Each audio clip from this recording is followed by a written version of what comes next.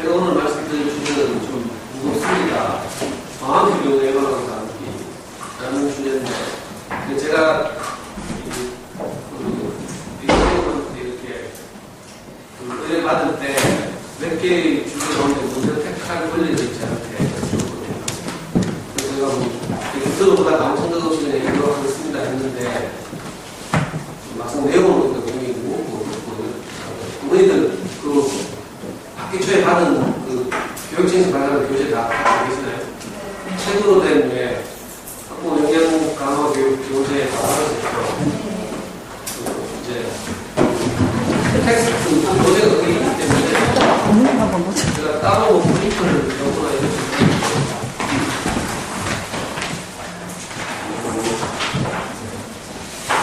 근데 어떤 이야기를 알았으면 제가 오히려 실질적으로 어머니들한테 도움이 되는 다른 주제를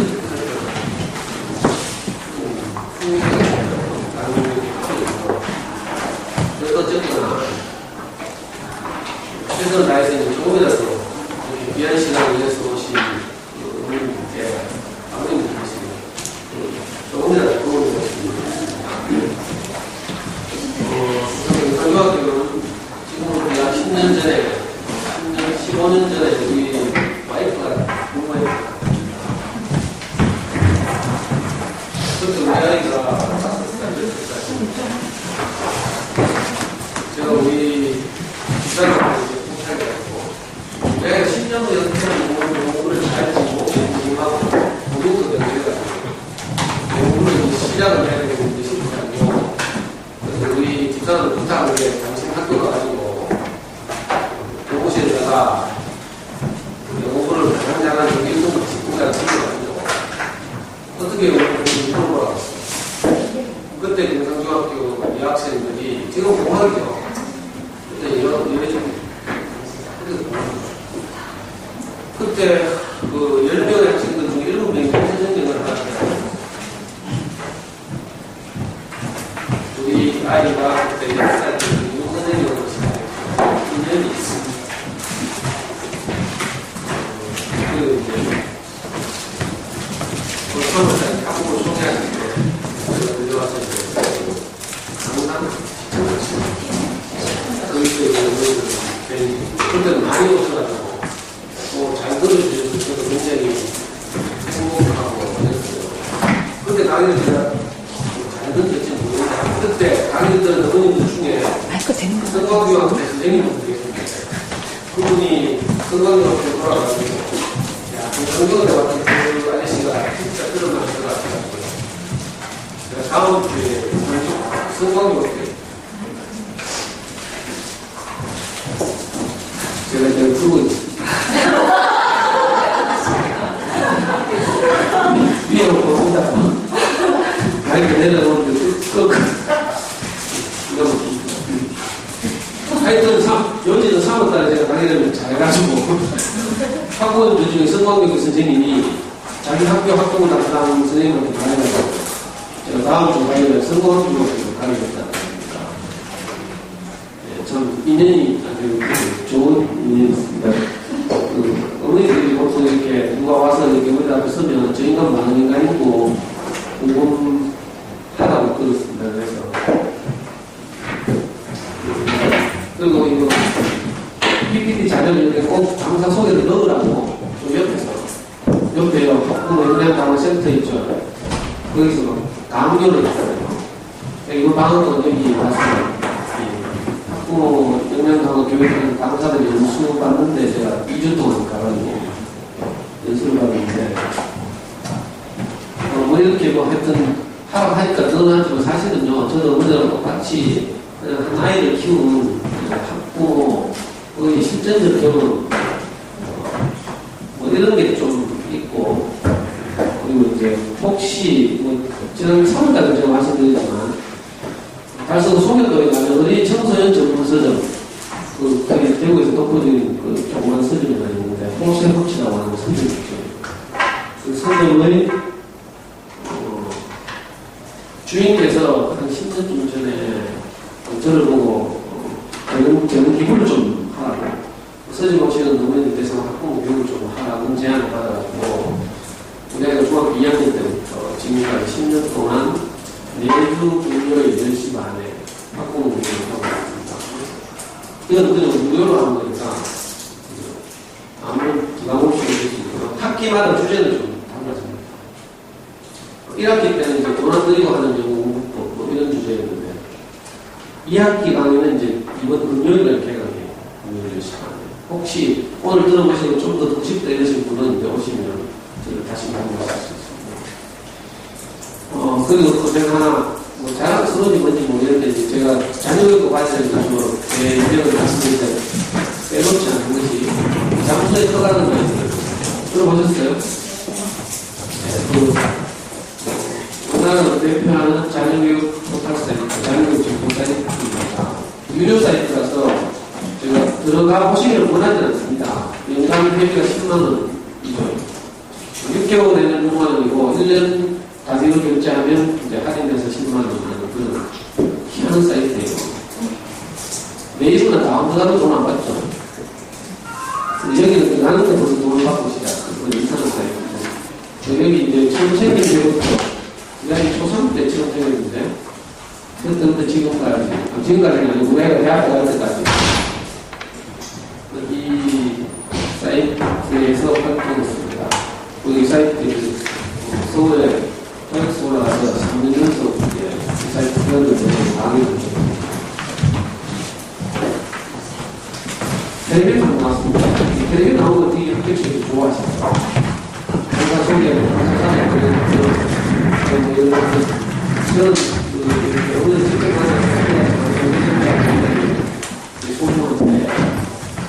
저는 소개하실 때 교감들을 보여서 소개하실 때 텔레비전 중에 나왔거든요.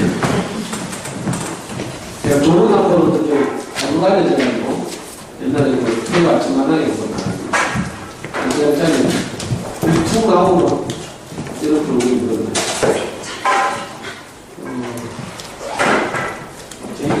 제일은 충상도라고 오늘 이제 그 교재 나온 차대로 하나님 교재를 때문에 이건 교재를 조립을 하고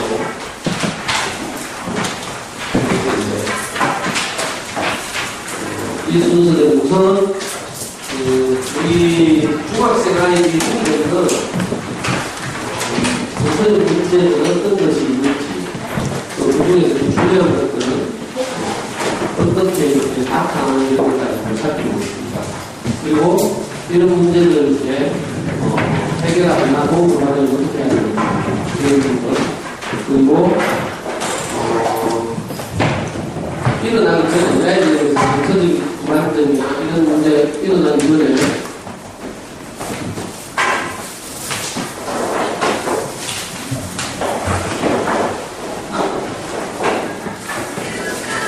미리 예방할 수는 없는지 이런 것들을 보시고 가능하면 빨리 진행을 해서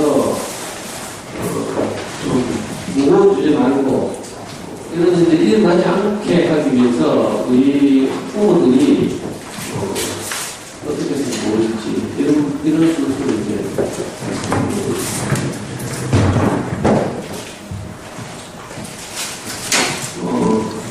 좀 무거운 주제라 가지고 제가 오늘은 눈이라도 좀 지원이라고 여기 어딘지 아세요? 많이 봤습니다. 네, 잘하시고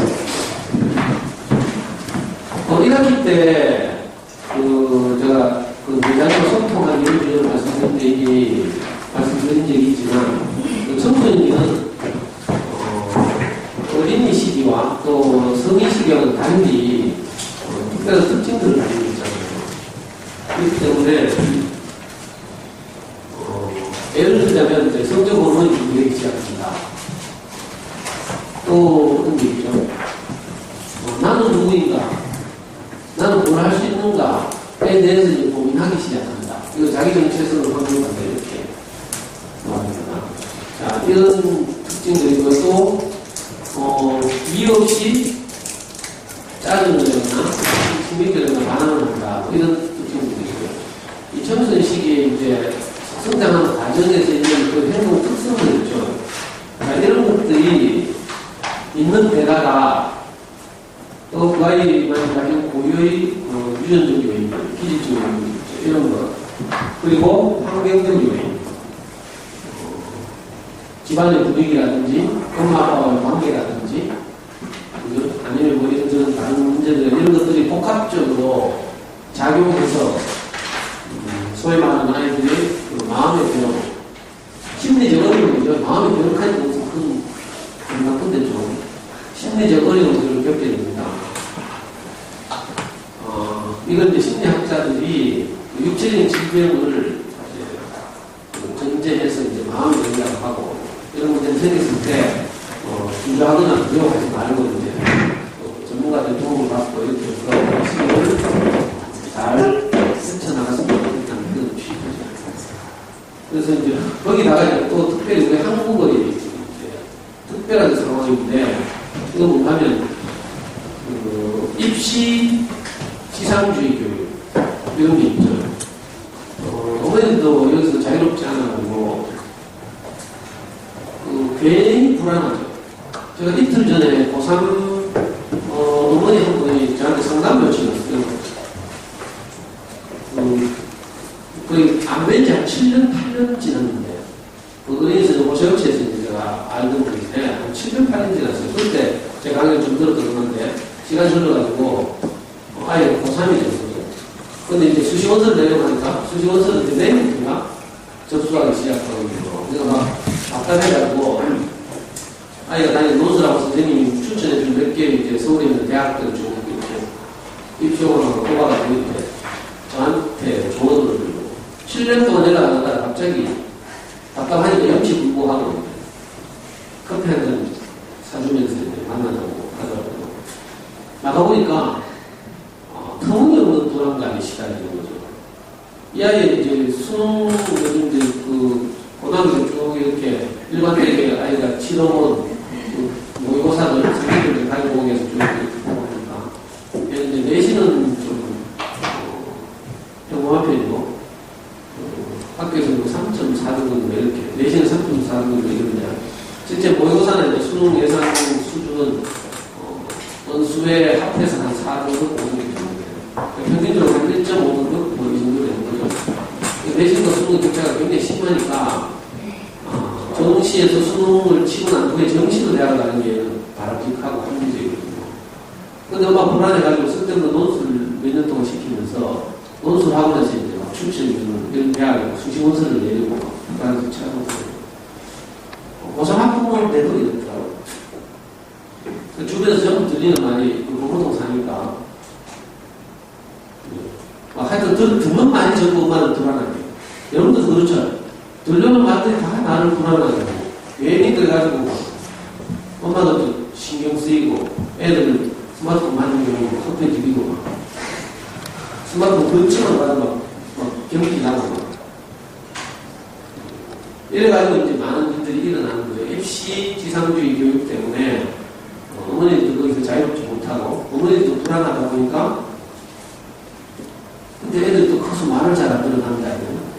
그러면 또 아빠 퇴근하면 또 아빠한테 막 이라고 말해서 죄송합니다만 막 하소연 하잖아요. 아빠한테 막 저기 말도 안 듣고 뭐 당신이 좀 맞아야겠다. 근데 아빠들이 처음에는 뭐라 하는가 하면 애한테 놔둬라. 지가 알아서 안 되지. 하나라도 아빠들이 계속 불안해가지고 막 뭐라고 막 하시는 것들이 듣다 못 참아가지고 뚜껑 열리고 아빠들 뚜껑 열리면 어떻게 돼요? 중학생 시기 남자애들 둔 집에서 아빠 뚜껑 열렸다. 그러면 이제 전쟁 나는 거죠. 큰 전쟁 나는 거죠.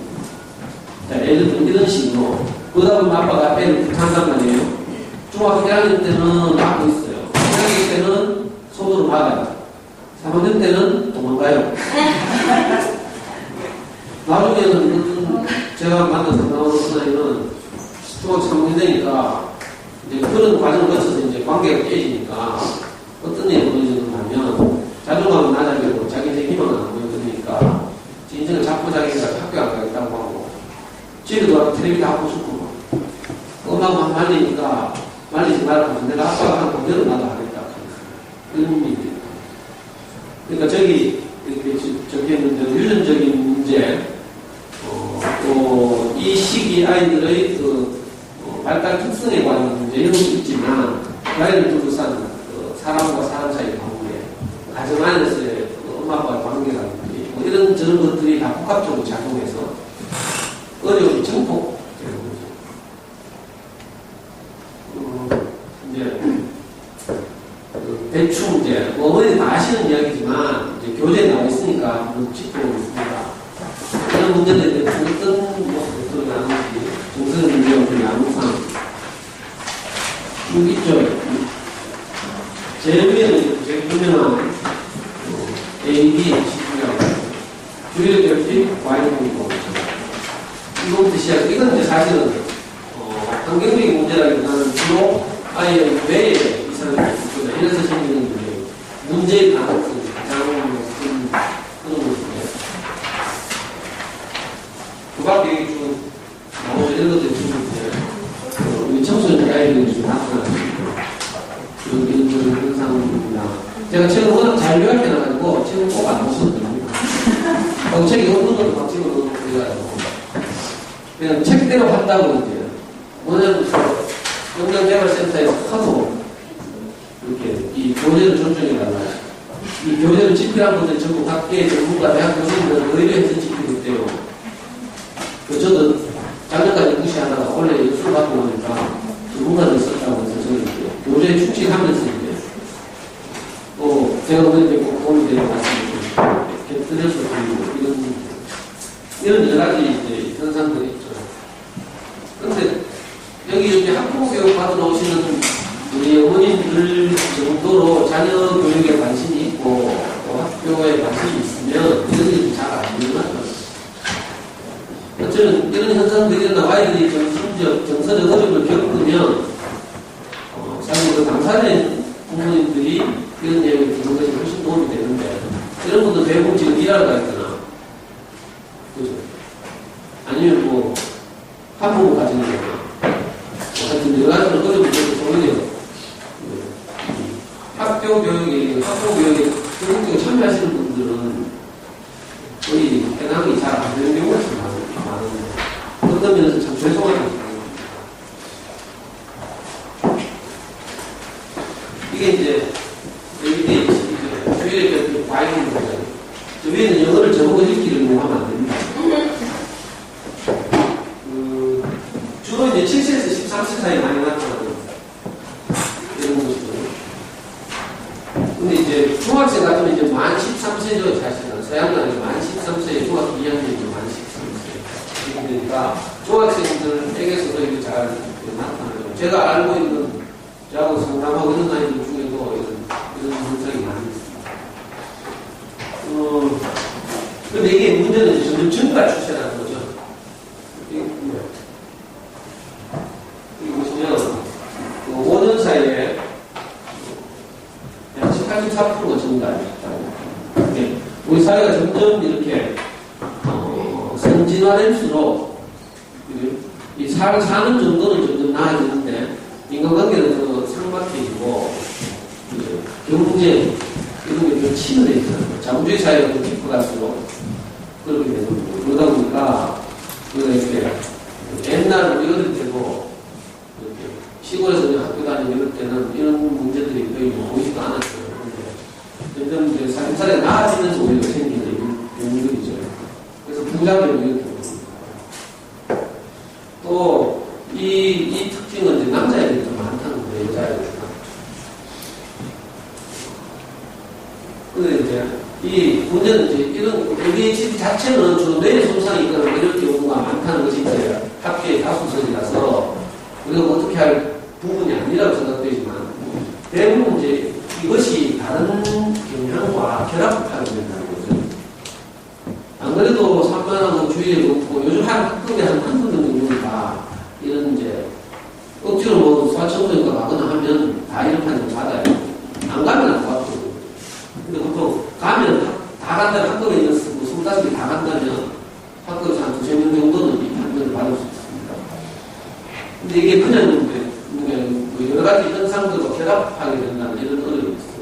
그래서 단지 주의 부족하고 또 오바하고 미국에서 행동하고 이러는 것만이 아니라 이게 깊어지거나 이러면 이제 혼나죠. 지적을 많이 받고 학교 선생님들한테도. 그러다 보면 이제 엄마 부르고 이런 거죠. 선생님들은 도저히 내가 이제 통제하지 않는 엄마를 불러요. 그래서 엄마를 강화하면서 이렇게 놔두면 안 됩니다. 혼내고 이래요. 그럼 또 엄마는 집에 돌아가면 속상하죠. 학교 불려가가지고 좋은 소리를 들어야 되는데 부정적인 소리를 듣고 나면 너무 속상하고 이러거든요. 그럼 다시 아이들을 혼내고 그러면 이렇게 악화되는 거예요. 간단한 아까 여러 양성의 팁 같은 거 있잖아요. 팁 같은 거 진짜 가벼운 것인데 눈을 깜빡인다든지 음성틱하고 운동틱이 있다고 하잖아요. 몸을 움직인다든지 어떤 애는 제가 만나본 때는 한 7초에 한 번씩 이상한 소리를 내어보면서 근데 이런 것들을 의식하고 지적하잖아요. 그럼 더 심해지거든요. 근데 이제 엄마들 그 용서가 안 되는 거라 꼴 보기 싫고 막 남들 보기에 부끄럽고 막 이러니까 그 교정하려고 계속 뭐 손을 대고 잔소리하고 책망하고 이러죠. 그럼 애들 더 위축되고 굉장히 아파하거든요. 안타까워 이렇게 복합적으로 나타난다는 거죠.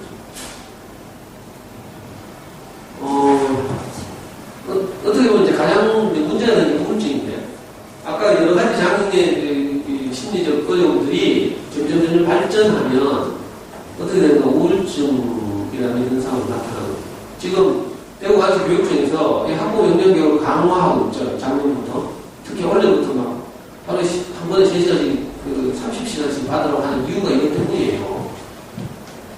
왜 언론에 보도되다시피 한 2, 3년 전부터 대구 지역에서 우리 중학생들, 청소년들에게서 속상한 일들이 많이 일어났죠.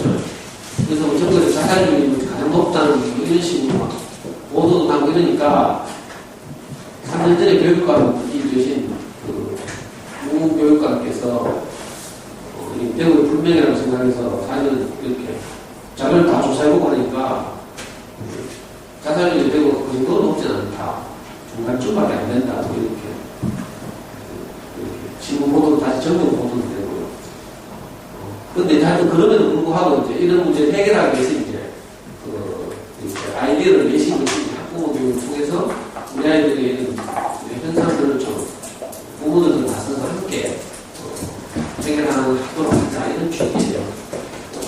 그래서 이제 이 학부모 교육 교재도 발간하고 서울에 가면 이제 서울시 교육감 문명인 선생님과 서울대 교육학과 교수님이신데 이분이 이제 우리나라에 거의 처음으로 긍정심리학이라는 분야를 도입한 분이거든요.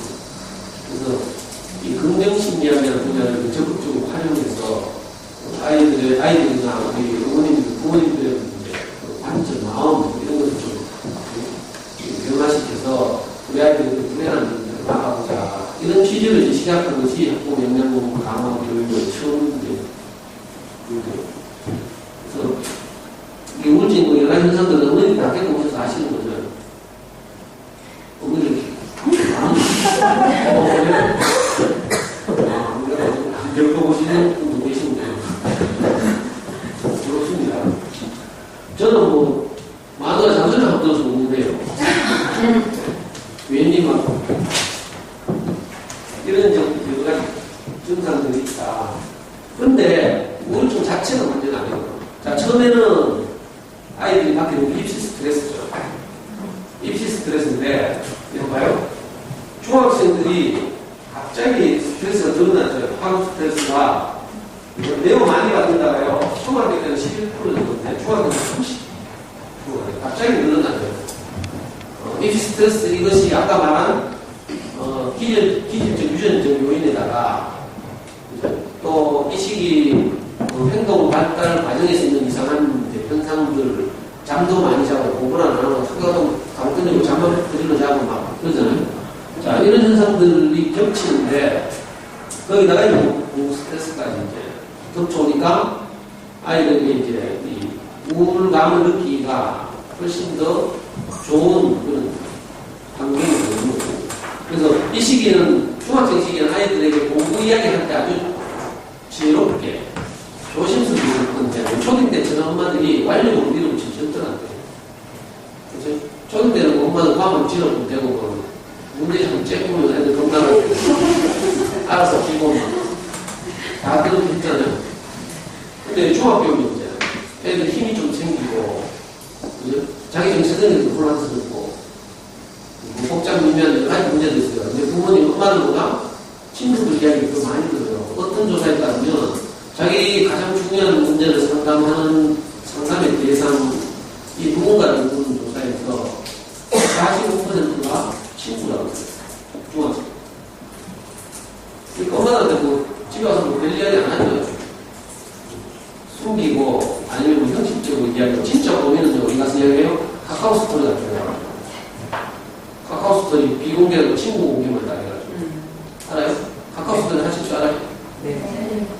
네, 젊은 엄마도 좀 하실 줄 알기고 늦둥이도 정도 잘 못할 끼고 그랬는데 그래서 이제 그래서 친구들만 본 데서 이제 엄마 욕도 막 하고 이제 근전도 하고 애들 그하는 거 모르죠 엄마는. 우리는 절대 욕 안 할 줄 알지. 아니 내 눈을 보기 진짜 모범생이 얌전하고 착한 애가 있어요. 아 그렇게 친구들끼리 만나면 안 그렇다면 뭔가 좀 모자라는 것처럼 친구다요. 너무 놀랄 거 없고요. 그러다가 이제 이렇게 진도가 나가는 거죠. 학업 스트레스가 우울감을 느끼게 하는 정도로 발전하다가 개인적, 도기적으로 결합하고 물론 개인적으로 정신적으로 건강하고 이런 아이들은 학업 스트레스 좀 있어도 견뎌내거나 뭐 이렇게 하는데 그렇지 않은 경우에 우울이 깊어지면 자살 생각을 하는 거죠. 그냥 봐요. 자, 자살 생각을 한 적이 있나 물었는데 23%는 사업해졌어요. 깔리는 대상은 조사예요. 근데 가장 많이 하는 시기가 중학교 시기예요. 고등학교 가면 처음 들고요. 진짜 본격적으로 입시 공부를 해야 되기 때문에 고등학교 가면 좀 학교 설치내면 못 썼죠. 고등학교 가면 선생님들이 다 죽인다. 우리 아이가 나온 고등학교도요. 네이버 검색에 뭐 일목삼수라고 있어요. 목자는 선생님 하나하고 숫자는 선생님 3명이 있는데 그 학교는 절대 이 선생님은 두려워서 안 가려고 남자예요. 저 달수고에 공부하고 고등학교 가면 막 패도 괜찮아요. 별로 사회 문제도 있지 않아. 근데 중학교 때가 유단기 시끄럽죠. 그러니까 학업 스트레스가 우울증이 깊어져서 이런 이제 큰 사회 문제를 유발시키기 때문에 나중에 말씀드리겠지만 결국은 우리 부모들이 할 수 있는 것은 가정에서 아이와 함께 지혜롭게 잘 지내는 거예요. 물론 사회적으로 문제를 해결하기 위해서 노력해야 하고요. 또 교육 주체인 교육부나 이런 교육청에서도 여러 가지 대책을 수립하고 해야 돼요. 근데 이제 그건 우리 그 법이 바뀌니까 우리 학부모로서 할 수 있는 건 무엇이겠습니까? 이렇게 공부해야 하는 거예요. 그것 때문에 이제 이런 학부모 교육이 있고.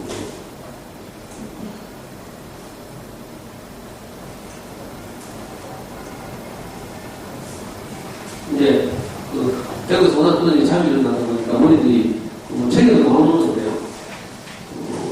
이렇게 심각한 경우는 즉각적으로 어떤 조치를 취해야 되죠.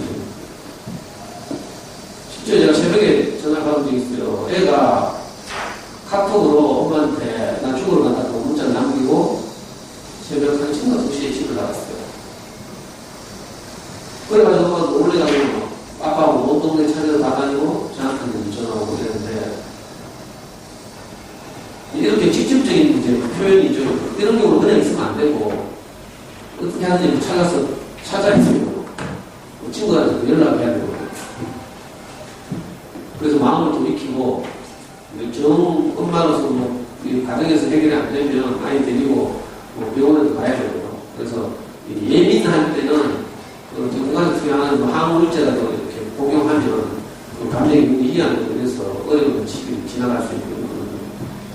그러니까 이렇게 심각한 표현이 있을 때는 즉각적으로 이렇게 대응을 해야 되는 거예요. 이건 뭐 다른 건 다 몰라도 이건 꼭 하셔야 돼요. 꼭 하라고. 그리고 엄마가 다이 막 찾아다니고 있는데 한 2시간, 3시간 지나서 돌아왔어요. 마음이 변해가지고. 그 마음이 변해서 다행이지만 그렇다고 그냥 죽으면 안 되죠. 마음 안 변하면 그냥. 그럼 큰일 나잖아요. 아이들 생명이 달린 문제는 아주 중요하기 때문에 어떤 신호가 오면요. 우리가 즉각적으로 조치를 취해야 되죠. 우리 아이가 군대를 갔는데 해결했거든요. 배 타고 바다를 지키고 경비하는 해경에 갔는데, 훈련을 마치고 자대에 배치가는 일주일 됐어. 이거 보면 이야기했나 모르겠어요. 했어요. 그때 이제 자신있게 생각하고, 우리가 이제 일주일 만에 아빠 좀 도와줘, 살려줘. 이렇게 연락이 왔어요. 여기 이 메뉴에 따라서 저는 즉각적으로 대응했죠. 그 군대라는 제한된 상황에서 아빠 도와줘 이렇게 말할 때는 이게 보통 상황이 아니라는 거죠. 객관적으로는 뭐 쫄병들이 흔히 있을 수 있는 일일지 모르지만, 그러나 그 아이의 특성과 결합하면 좀 심리적으로 약할 수도 있고, 이런 특성과 결합하면 그게 어떤 결과를 초래할지 모르기 때문에 객관적으로 보면 안 돼요. 그 정도 네가 다 견뎌야지 이렇게 말하면 안 되고.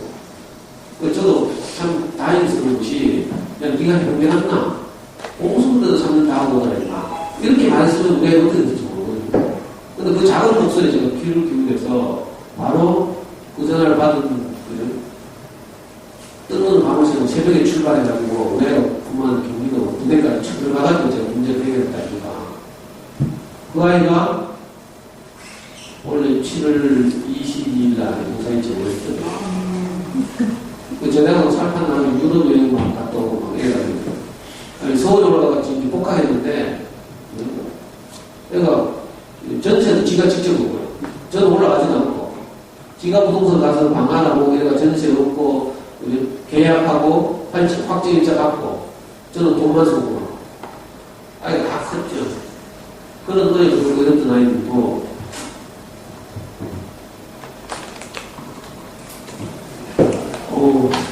그리고 이제 또 뭐 LED, TV하고 결합하기도 하고 뭐 아니면 집안을 환경적 요인과 결합하기도 하고 뭐 여러 가지 요소가 결합해서 이런 어려움들이 일어나는 풍경장애는 뭐 이 학교도 있을지 모르겠는데 보통 풍경장애는 1% 정도 통계가 1% 정도입니다. 그러니까 범죄 수준의 심각한 일탈을 이야기하는 거고요. 그리고 지금 얼마 전에 인터넷 보니까 중학생인가 어떤 애들 3명이 길을 가면서 길가에 누워있는 강아지를 막 싹둑킥하는 장면을 친구들이 또 찍어가지고 인터넷에 올렸잖아요. 그래서 굉장히 시끄러웠죠. 잔인하게 강아지를 뒤지도록 발로 쳤거든요. 이런 장면이 있었어요. 그 친구들이 보고 인터넷에 올려가지고 그렇게 굉장히 시끄러웠죠. 예를 들면 이런 거예요. 사람과 동물에 대한 공격. 동물은 물론 이제 형법상 개는 재물에 해당해요. 법적으로는. 그래서 개를 차가지고 다치는 죽으면 재물 손괴죄인데 법률적으로 재물 손괴죄니까 뭐 거기에 따른 이제 처벌을 받겠지만 그래도 우리가 생각하면 끔찍하잖아요. 살아있는 그 생명. 요즘은 또 개는 뭐 반려동물로 아주 평가 절상돼가지고 옛날에 애완동물 했다는데 시끄럽었어요. 개를 정말 좋아하시는 분들이 무식하게 애완동물이었어요. 한때는 그 애완동물이라는 소리 듣는 것도 참 감지듣지 않은 시대가 있었어요, 걔가. 근데 어느 시점부터는 이제 애완동물 하는 건 이제 사람이 주체라는 개는 무시되고 대상화 된다고 해서 그 말도 있으면 안 된다고 하죠. 요즘은 결국 반려동물. 사람들과 함께 사는 거. 근데 그걸 막 발로 쳤다고 하고 이건 심각한 거예요. 또, 세상을 발견한다든지, 물건 훔친다든지, 돈 훔친다든지, 인터넷으로 사기치는 애들도 가끔씩 나타나고. 뭐, 공연 티켓 같은 거요. 뭐, 이렇게, 매진되고 나면, 막 찾거든요. 인터넷 주문하라 이런 데 가면, 혹시 누구, 무슨 유명한 영웅이 공연 티켓 없나고 이렇게 거래해요. 개인적으로. 그런 사이트에 가서 이제, 공연 티켓 준다고 소문하는 경우가 돈 받고, 이런 애들. 심각한 규칙이다. 중학생인데 엄마가 밤에 나가다가 타는데도 기어코 기어나가는. 며칠 전에 우리 동네에서 이런 일이 있었어요. 초등학교 때 이 엄마가 제 강의를 들어가지고 꾸준히 이제 자고 늘 상담도 하거든요. 초등학교 4학년 때 얘가 ADHD가 발견되더라고요. 그죠?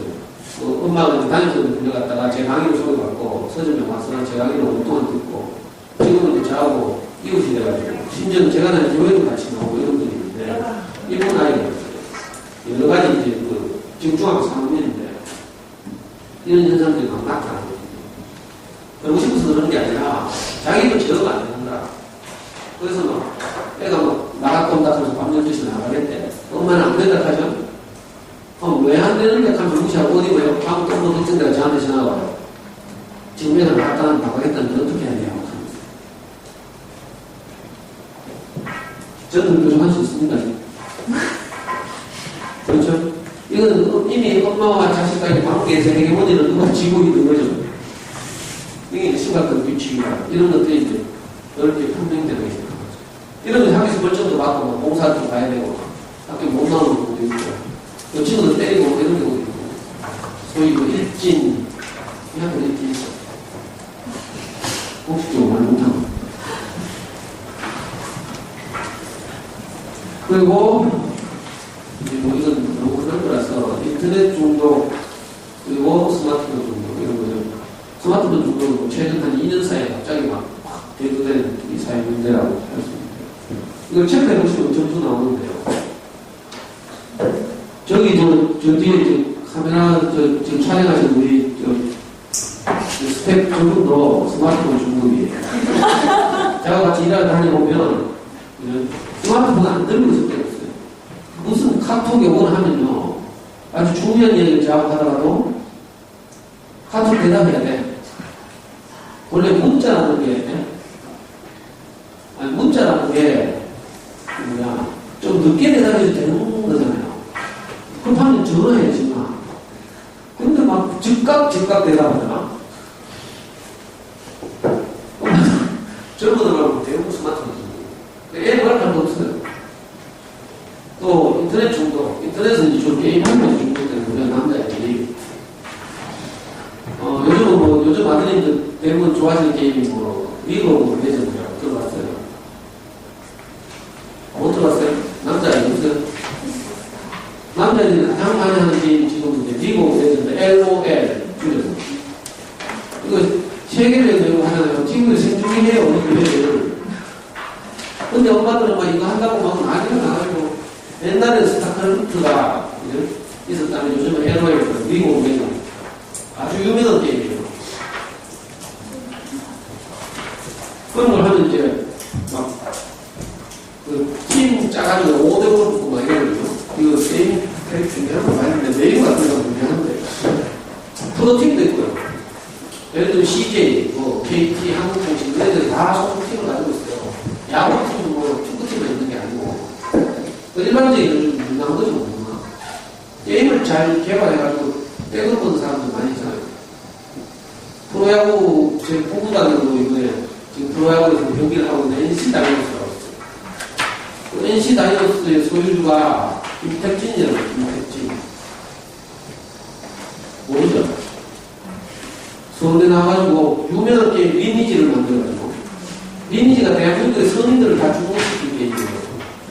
애들 전부 페이만 들고, 그걸로 떼돈 벌어가지고 프로가 만들었잖아요, NC 다이노스. 그리고 엄마는 야구계를 잘 모르죠. 맞아, 야구계. 저 독립구단이라고 있어요. 독립구단.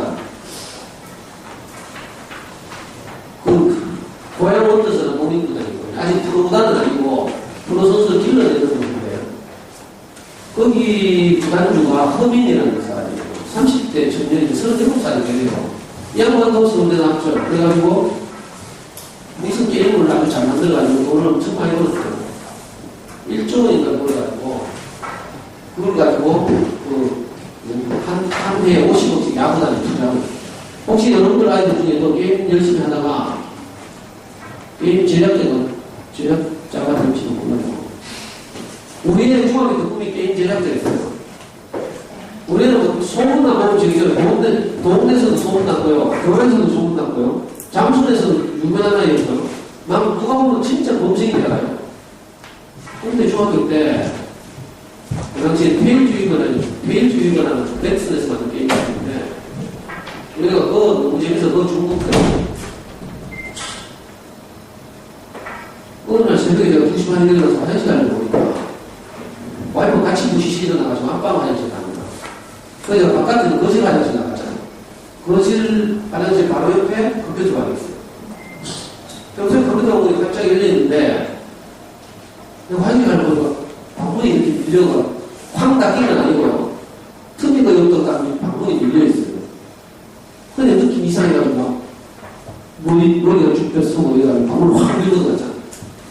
그러니까 컴퓨터를 누가 하지? 오늘 다 경험을 만나고 우리 아들이 다 앉아가지고 오돌오돌 떨면서 내 아빠 이미지가 나오니까 급해가지고 본체는 못 끄고요. 방문 위를 닫고 빛 안 새나가게 그 모니터 끄고 본체는 윙하게 돌아가고 그게 중학교 2학년 때나 그래가지고 그날 내가 막 반 뒤지도록 해가지고 자라하고 저를 자르러 갔거든요. 나중에 내가 다 커서 하는 말이에요. 그날 그 맞고 아빠가 다시 자르러 간 다음에 아빠 자르러 그러고 또 일어나서 오늘 한 달 계속 있어요. 겨울방학 한 달. 그러니까 이상하게 얘가 아침에 한 12시, 1시 되게 일하더라고. 일하면 수학 공부해야 되는데 저는 방학 때 가야 되는데 오전에 한 번, 오후에 한 번 수학 공부 시키는데 아니 오전 수학 공부를 맨날 2시에 하거든. 2시에. 일요일날 교회 가고요. 완전히 뒤로 챙기가 자더라고. 목사님 말씀드리고. 이상하게 했어요. 나중에 알아보니까. 중간에 제가 어떤지 알아요? 이 중독이라는 사실하고 게임 아이디를 삭제하려고 프로그램 안에 컴퓨터 게임 안에 제가 직접 들어가서 삭제를 하려고 잘 안 돼요. 그래서 제가 넥슨에 전화를 했어요. 귀 회사에서 그 컴퓨터 게임을 너무 창의적으로 잘 만들어가지고 우리가 너무 좋아합니다. 정말 인정합니다. 제가. 그런데 우리가 아직 학생이다 보니까 나중에 대학 들어가고 나서 다시 이 회사의 게임을 열심히 할 테니까 이번만큼은 좀 아이들을 삭제해 주십시오. 그러니까 저쪽 직원이 뭐라 하면 가족관계를 증명할 수 있는 서류를 보내요. 그때는 중동 특보 보냈잖아요. 보내니까 아드님 이름이 김명혁이래요. 어느 계정을 삭제해줄까요? 그래서 다 해봤는데 계정 여러 개 만들어 놓고 아빠한테 들키면요 아이템 레벨이 가장 낮은 계정 이걸 말해서 삭제해요. 그리고 막 무기 높고 막 레벨 높은 거 있잖아요. 이거 많이 해야 그 아이템을 획득하는 거고 레벨이 높아야 되는 거. 그거는 이제 공을 많이 들였기 때문에 보호하는 거예요. 그러니까 누가 봐도 보험세 같았던 그 놈이 그럴 줄이야. 이 말은 대한민국 애들이 다 한다 했듯이 너무 아이들이 게임하는 거에 대해서 너무 불안해하는 말인 거예요. 지금 안 해요. 이거 만약에 중학교 때 게임 실컷 안 하면 어떻게 돼요? 못하는 거잖아. 골치 아파요. 지금 시끄러워요. 그렇지. 바로 그거예요. 자, 우리하고 같이 큰, 옛날에 어릴 때 다시 휴대에서 같이 큰 우리 아이하고 동갑이 다녔어요. 한 교회를 다니고. 예. 이 아이는요, 엄마, 아빠 맞벌이에서 아빠는 의사고 엄마는 수학 선생님이었는데, 낮에 항상 자기 시간이 있는 거야. 물론 돌보는 이고 오긴 오지만, 엄마가 직접적으로 간섭 안 하잖아요. 낮에 항상 뭐이잖아 게임하거나, 텔레비를 통해서 이종격투기 보거나, 운동을 좋아해요. 항상 그렇게 했어요. 우리는 제가 직접적으로 관리하고 통제를 해가지고 별로 못했어요. 근데 이 아이가 중학교 때 하는 말이 뭐 있잖아요. 엄마한테 혼나면서 막 울면서 하는 말이에요. 나는 한 번도 평생에 게임을 실컷 해본 적이 없다. 이 아이 고백이 매일 했는데, 매일 하는데 항상 그때 쫓기면서, 불안해하면서, 잔소리 들어가면서 이렇게 하니까 실컷 했다는 생각이 안 드는 거예요. 어머니들 아이들 게임 자세히 시키죠. 그러면 요것만 하고 하잖아요. 네. 그래, 하는 게임 마무리해야 되거든. 그러니까 종료할 수, 로그아웃을 할 수 있어요. 근데 마무리가 필요해요. 네. 요즘 게임은 그 친구들하고 같이 단체전, 내 혼자 나가면 안 돼. 내 혼자 코드 뽑아보면 어떻게 된 줄 알아요? 친구들이 다 적으면 다 지니까. 하고 욕먹고 이제 이렇게 되니까 그것도 나무 막 그렇게 뭐 코드 뽑고 이러면 안 되는 거예요. 근데 우리 아이는 정말 실컷 해가지고 심지어는 다니면서 배우는 그때 중상교육 방학이 중2교육 방학 때 제가 일본에 이제 선교하는 분이 있었고 우리 집사람도 그때 일본에 단기 연수하러 자기 그 학교에서 사회과 교사를 연수하러 갔어요. 집이 비었어요. 근데 기말고사를 다녔어요. 우리가 기말고사 기간 동안 학교 가서 시험 치고 난연 주시 오잖아요. 밤 연수 시간 게임하고 자고 또 시험 치고 그랬어요. 그래서 성적이 동락이 됐는데 그 후에까지 가는 말이에요. 그때 게임은 뭐 없이 실컷 했다는 거예요. 실컷 하면 어떻게 연습 들어오니까 조금 더 그거예요. 이런 걸 배우는 게 필요하죠. 우리가 그냥 막 잔소리로 막 오른손에 가지고 만들라고 해도 이렇게 실감이 안 나요. 재밌으니까. 근데 이제 그 게임의 끝을 보고는 이렇게 친구가 이 남자애들은 그 게임을 통해서 게임 끝을 보면 그래도 여자애들은 사실 스마트폰을 많이 가지고 하잖아요. 그런 점은 어느 정도 그쪽에 있어야 돼. 스마트폰 뺏어 나가요.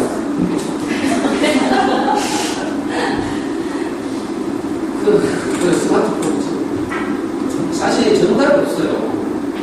엄마의 가치관 그리고 아이와 관계 엄마가 카리스마 있고 강한 집은 저 그런 걱정 안 하고요. 엄마 많이 먹히니까. 근데 어떤 경우는 이제 엄마가 힘이 좀 이렇게 그렇고 해서 아이들이 더 센 경우도 있어요. 그럴 때는 그렇게 또 하는 거예요. 정답이 있는 거 아니에요. 이렇게 해야 되는 요리 있는 거 아니에요. 그 정보문화진흥에서 이제 우리 위해서 이렇게 하거든요. 상식적인 이런 이야기인데 이제 이렇게 하면 참 좋은데 문제는 애들이 말을 들어. 엄마가 절대 안 듣죠. 이것 때문에 싸움도 많이 나고 막 이래요. 근데 저는 제가 힘이 있을 때는 아이하고 막 싸우기도 하고 저도 이렇게 아까 마음에 드는 이야기했잖아요. 근데 두 번째 내가 또 발견했을 때는 차마 못 그러겠더라고요.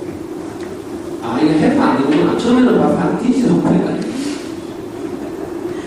근데 두 번째는 정말 되게 싫어요. 제가 아이가 오늘도 들고 있길래 그 컴퓨터 의자에 앉아있는 아이한테 가가지고 내가 꼭 안아줬어요.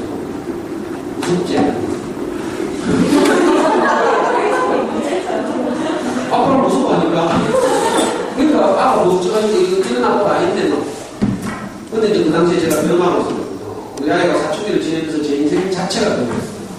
그 전까지는 지금 오늘 이거 다 말씀드릴 수 없는 건데 그 전까지는 저도 성적을 더 높이 받아서 더 좋은 대를 하는 것. 이게 제 가치관이죠. 그러니까 아이도 이제 쫓기고 이제 두렵고 아빠가 늘 의식이 되고 무섭고 그냥 아빠를 피하게 되고 이러고. 그래서 두 번째는 제가 전체 그렇게 하고 그 성적 한번 꼭 안아주고 괜찮다. 내 아들 괜찮다. 괜찮다. 이거 얼마나 하고 싶은지 같이 방으로 들어가서 찍었습니다. 그날은 다시 일어나는 걸 모르겠어요. 근데 하여튼 우리 아이도 그렇게 자랐다고. 그리고 멀쩡하게 다 자랐어요. 그렇게 하면 막 엄마 될 것 같죠? 안 그래요? 저거 지하는데 놔두고 이러면 저거 진짜는 자기 절제도 안 되고 뭐 이래가지고 생활 습관도 없는데 뭐 이래가지고 안 될 것 같잖아요. 그래서 말을 계속 잔소리하고 있는 거죠. 이게 좀 생각이에요, 진짜. 실제 일어나지 않아요. 왜냐면 그것만 있는 게 아니고 우리가 엄마 아빠가 항상 아이들 사랑하고 관심을 갖고 지켜보고 있죠. 또 나름 학교 생활도 있죠. 그리고 친구들도 있어요. 여러 영향을 받아요.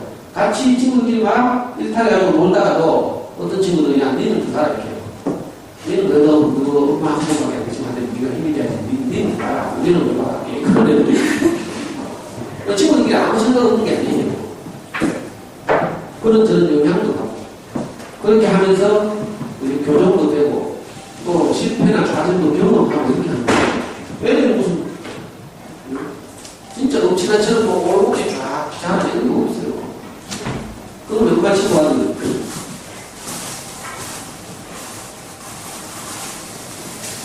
스마트폰을 요즘 특히 막 그래요. 그래서 어떤 집은 스마트폰을 자기 전에는 거실에 딱 통속에 딱 첫자리 둘자리 다 넣어놓고 자는 집도 있고 아까 그 제가 예를 들어서 그 집은요, 엄마 아빠 자는 안방에다가 애들 스마트폰을 뺏어놔요. 근데 어떤 일이 벌어진지 알아요? 도저히 못 참아요. 잘 때 고양이처럼 살금살금 들어가서 훔쳐가요. 그러니까 뭐 뺏어놓았다고 의사가 아니고 이건 엄마 아빠하고 아이들과의 상호작용 안에서 지혜롭게 해결해야 될 부분이죠. 그러기 위해서 우리가 이제 엄마 아빠들, 부모들이 좀 더 성숙해지고 지혜로워질 필요가 있어요. 그냥 전형적으로 내가 아빠다, 내가 엄마다.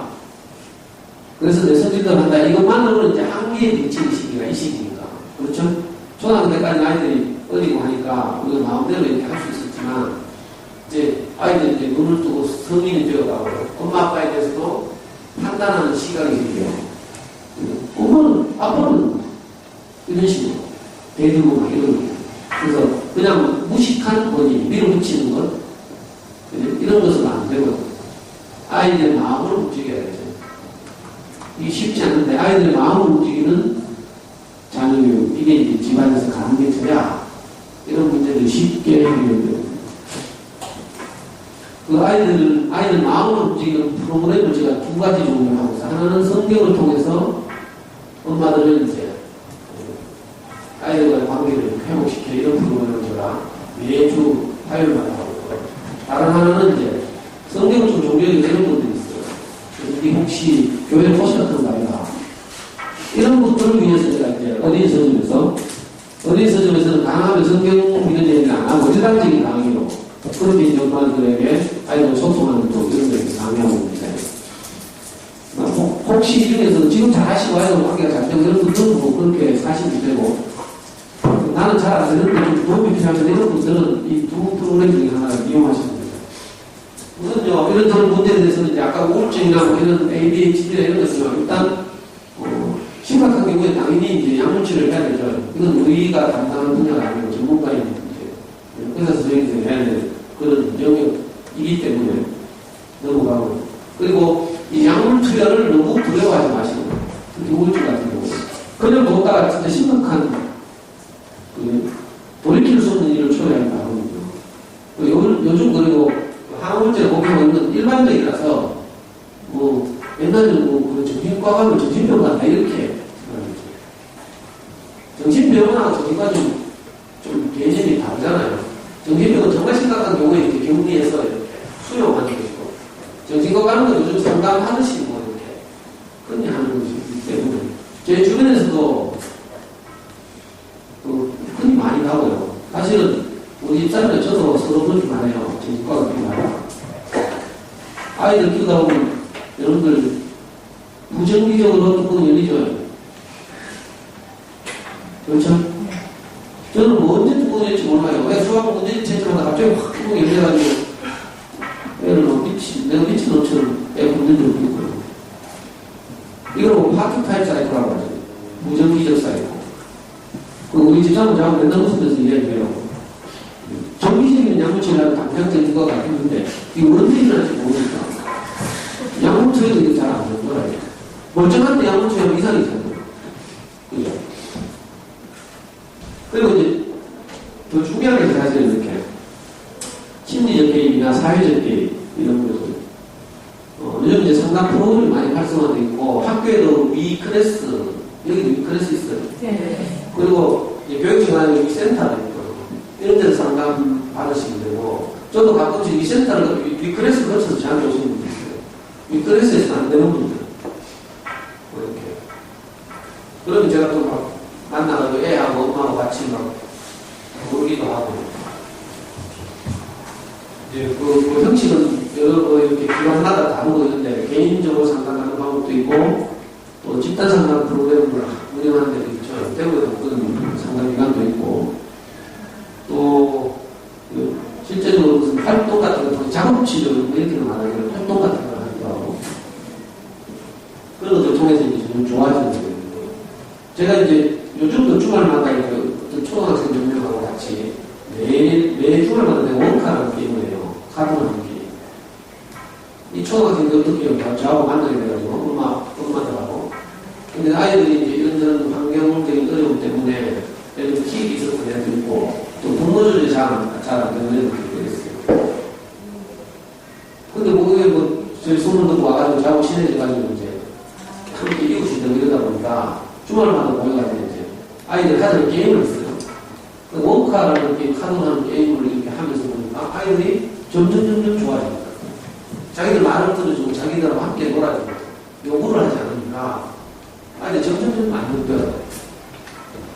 근데 대부분 이제 제도교육까지는 조금만 벗어나면 선생님이 바로 지적하고 뭐라 하고 그러죠. 문제를 던지고. 자기도 잘 안 되는데 그렇게 하니까 더 아파요. 그래서 이런 이제 마음, 심리적 어려움이 있는 아이들은 꼭 학교만 전적으로 의지할 게 아니라 학교 선생님하고 잘 상담해서 위클래스 리센터를 잘 이용하지 말라고. 또 정말 어렵다, 잘 안 된다 이런 분들은 개인적으로 저를 필요로 하시면 저는 전문가는 아니에요. 심리학 전문가도 이런 건 아니에요. 저는 실전적으로 이렇게 사람을 많이 만나고 이런 경우밖에 없으니까 믿지는 마시고 혹시 필요하면 저한테 연락하시면 됩니다. 이런 다 몰라도 교통치료라는 것도 이 프로이트 이론을 따른 거죠. 그 아이 내면 세계에 들어가는 정신세계야. 그래서 어릴 때 어떤 상처, 보통 심리학에서 그렇게 말하자면 2세, 3세까지의 그 부모와의 상호작용이나 어떤 세계에 어떤 트라우마 같은 것들이 쭉 잠복해 있다가 사춘기 때 이렇게 드러나는 거고, 이런 거죠. 교통치료라는 것도 이런 식으로 이렇게 심리적 아이의 정신 안으로 들어갔을 때 치료하는 이런 프로그램이에요. 대부분 저기 수송배 건너가면요. 수송배 건너가자마자 수송구 쪽에 오른쪽 코너에 보면 유명한 연구소 안에 김영리 부모교육 연구소. 거기 이제 사람들은 돈 내고 강의를 많이 하더라고요. 정신적 프로그램. 여기 센터에 와서 학부모 대학을 강의를 하시는 분이 굉장히 유명해요. 선생님한테 가다가도 잘 안 되는 분들이 저한테 오더라고요. 선생님이 하나까지 잘합니까? 저는 왜 나한테 온 줄 알아요? 저는 돈을 나갔어요. 그래가지고 실제로 3년 동안 거기 다니면서 도저히 안 되는 엄마가 와가지고 지금 아주 좋아졌어요. 이런 노동 이야기 끝나면 오늘 벌써 1시간 지났죠? 혹시 쉬고 할까요?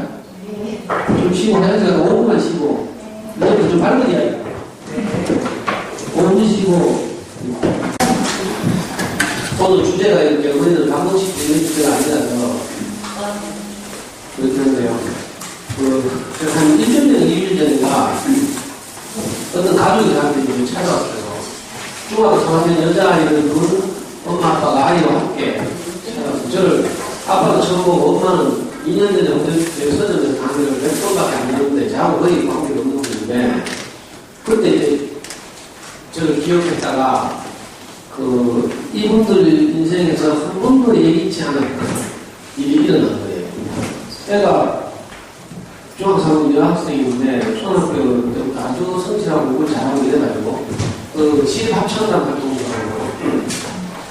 잘 자랐어요. 공부도 잘하는 편이에요. 그래서 교대를 가지고 선생님이 꾸미고 이런 아주 그러는데 중학교 3학년하고 어느 날 갑자기 아까 말한 카카오 스토리에서 친구들이 얘를 따돌리기 시작해요. 아주 사소한 문제로.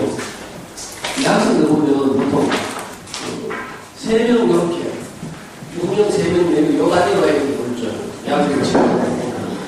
근데 어떤 일이 있는가 하면 예를 들어서 한 아이가 급해가지고 화장실 간 사이에 이 시간에 나머지 2아이가 매점에 가요. 그럼 어떤 일이 벌어질지 알아요? 화장실 가서 가면 우리 매점가 없어. 이년들이 나를 따돌리는구나. 진짜로. 그럼 삐진단 말이에요. 삐져도 생각나는데 아무 말도 안 해요. 그러면 우리 매점 갔다 간 데들은 아무 생각 없이 그냥 지금 안 보이고 화장실 갔으니까 그냥 매점 갔어요. 와보니까 저하고 별로 통화가 있어요. 그래 가면 그래 바락하고 나머지 둘은 무시한다고.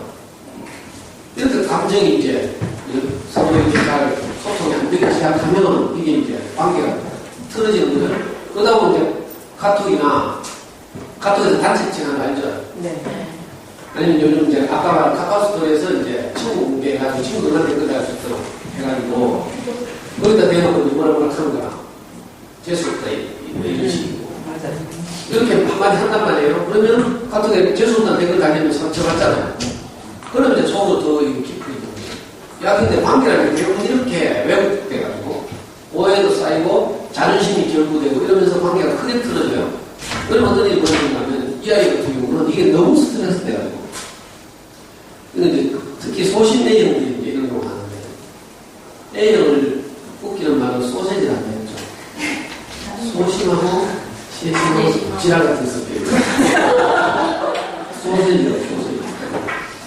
이 학생들은 A형이에요. 소심 A형. 이게 너무 큰 자기한테 스트레스가 내가 학교를 못하는 거야. 그러니까 등교 거부를 해요. 그러니까 이게 계속 누워서 생각할 거 아니에요. 하루 생각만 하는 거야. 그래, 오해 풀려고 또 막 댓글 달아요? 그게 또 더 크게 불리게 왜 자기 입장에 있을 때. 우리도 우리가 왜 싸움 나거나 오해했을 때, 이걸 오해를 풀려고 말을 하다 보면요, 이게 더 커진다니까. 시대까지 관계도 그렇죠. 뭐 하다 보면, 오히려 내 입장이 더 많이 나오니까. 원래는 갈등을 해소할 때는 내 입장이 있으면 안 돼요. 근데 대부분 엄마들이 자기 입장을 가지고 화해를 하려고 하는 거예요. 아이들도 마찬가지예요. 그다음에 댓글로 소통하려고 하다 보면 더 커진 거예요. 그래서 스트레스가 누구 사이가 오르판에 돌아갔어요. 마비되고 목수되고 있어요, 지금. 그래서 너무 급하니까 이제 병원 다니면 사진 찍어보고 해도 이상 없다고, 한의원 가도 이상 없다고, 상담하러 가서 대부분 하는 말 얘야 이겨내라 이렇게 한다니까. 근데 이 엄마가 너무 깔게 없으니까 제 생각이 안 되지. 저같이 이렇게 예를 들어 문명의 그죠? 그래가지고 찾아왔어요. 그리고 얘는 이제 이런 게 외국 이걸 보고 이제 인지행동 치료가 하는데 아이가 인식하고 있는 어떤 것이 잘못된 거라. 그래서 문제가 생겼잖아요. 그러면 이제 이걸 바로 잡아주는 개입을 하는 거예요. 그렇게 해서 친구들 마음 그런 게 아닐 거야. 이렇게 조심스럽게 이제 그럴 수도 있다. 이런 이제 직접적으로 자기들 이야기를 하지 않고 저하고 이제 이런 우리 와이프하고 관계에서 이야기를 한다든지 이렇게 하는데 그날 이제 찾아와가지고 몇 시간 동안 이제 가족들하고 이야기를 하게 되거든요. 내가 어떤 이야기를 하니까 애가 갑자기 확 말라져.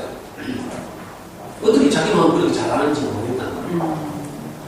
근데 방금 이야기를 했거든요. 별로 끝 아닌 이야기인데 전부 자기 입장에서 이야기하다 보니까 오해가 쌓이고 자존심이 막 결합되고 거기다 해명하려고 하고 이러다 보니까 또 중학생인데 요즘 우리말로는 개념이 없죠, 개념.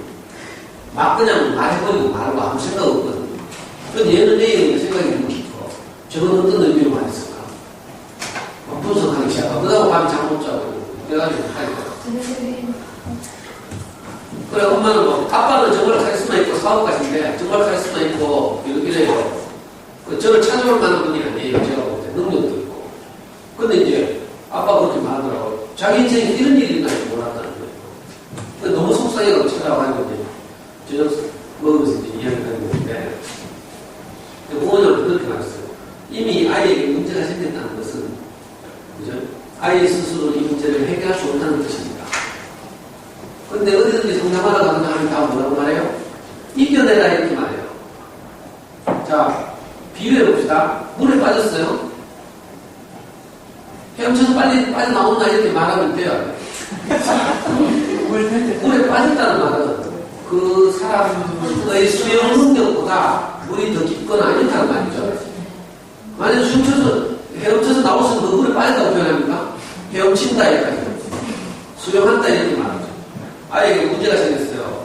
이건 그 아이로서 문제를 해결할 능력이 없다는 뜻이에요. 근데 그 아이가 힘내라, 용기 내라, 뭐 이렇게가 있대요. 근데 대부분의 상담이 이렇게 하고 말아요. 그래가지고는 안 되는 거예요.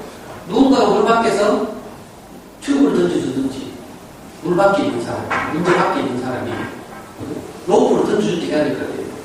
어머니도 마찬가지로 아이들뿐만 아니라 이걸 꼭 기억해야 돼요. 다른 이야기 다 놓치더라도 내게 문제가 생겼다.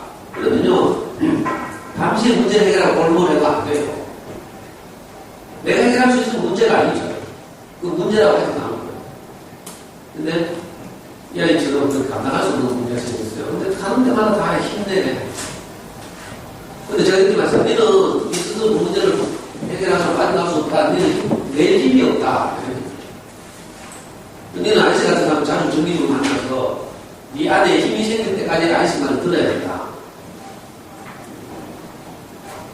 아빠, 엄마한테 그렇게 말했어요. 저를 자주 찾아오시든지, 아니면 그 아이의 담임선생님이 제 교회 후배들은요, 그 6학년 때 담임선생님을 너무 좋아해가지고, 저를 이제 소개받은 거죠. 아니면, 네가 6학년 때 그렇게 좋아했던 그 담임선생님을 찾아가든지,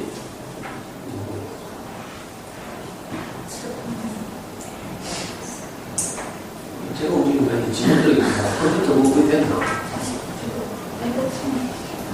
스크린이 화면 보고 이거 일정 시간 되면 이제 멈추는 그런 건가 봐요. 네. 뒤에 보고 있어야 되는데.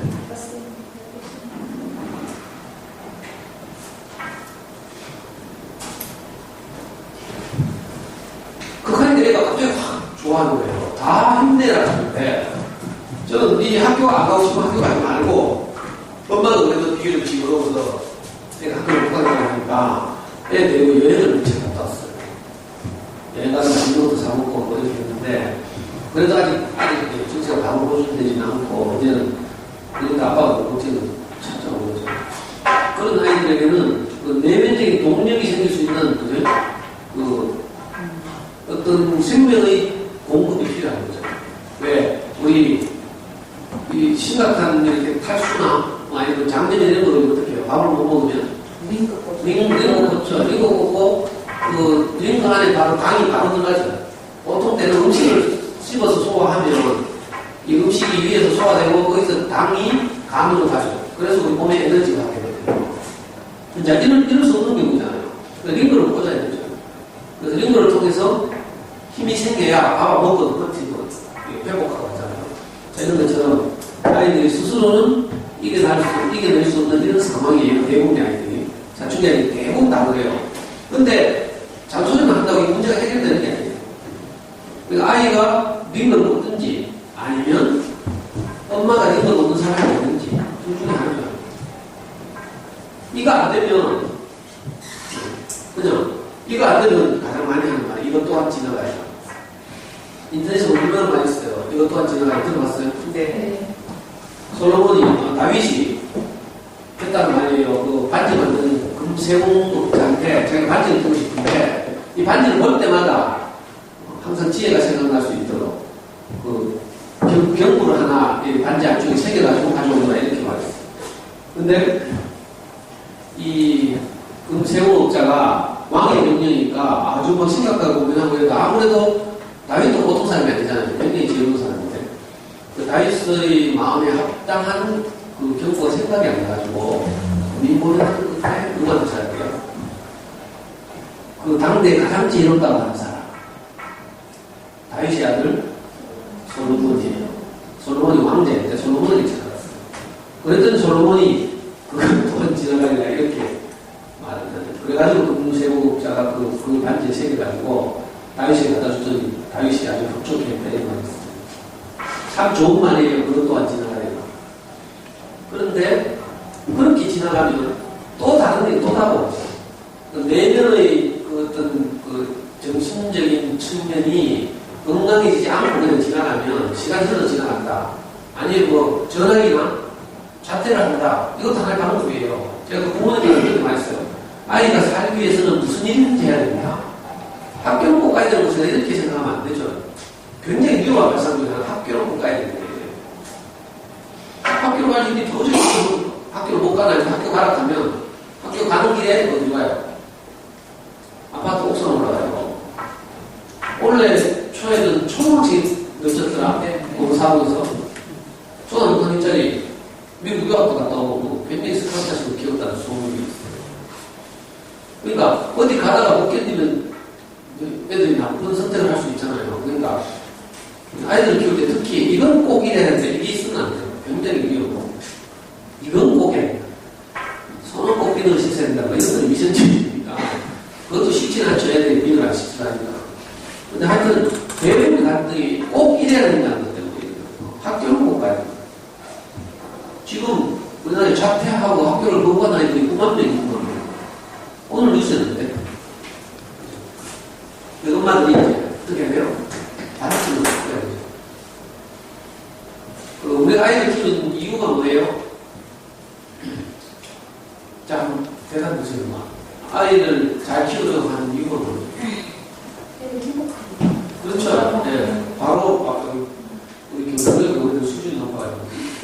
뭐 좋은 대학 가려고 뭐 좋은 직장 의학을 만들어가지고 어떡하니까 자주 만들고 이런 말이에요. 근데 표면적으로 우리가 무슨 일을 되든지 간에 우리 마음 깊숙한 곳에는 우리 아이들이 행복했으면 좋겠어요. 이거예요.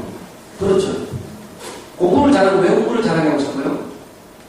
이 아이가 잘해서 행복했으면 좋겠다 이거 아니에요. 공부 잘하면 좋은 대학 가고 좋은 대학 가면 좋은 직장 얻고 그러면 행복하지 않을까 이거죠. 우리가 왜 돈을 많이 벌고 싶어요? 행복할 것 같아서죠. 우리는 근본적으로는 우리 아이가 잘 자라서 행복했으면 좋겠다. 이게 우리 소원이에요. 모든 부모들의 소원. 표면적으로 외국에서 나타나기도 해요. 사회적인 환경이 이런 것 때문에. 근데 사실 우리 기쁜 것이 아이들이 행복하게 자랐으면 좋겠어요.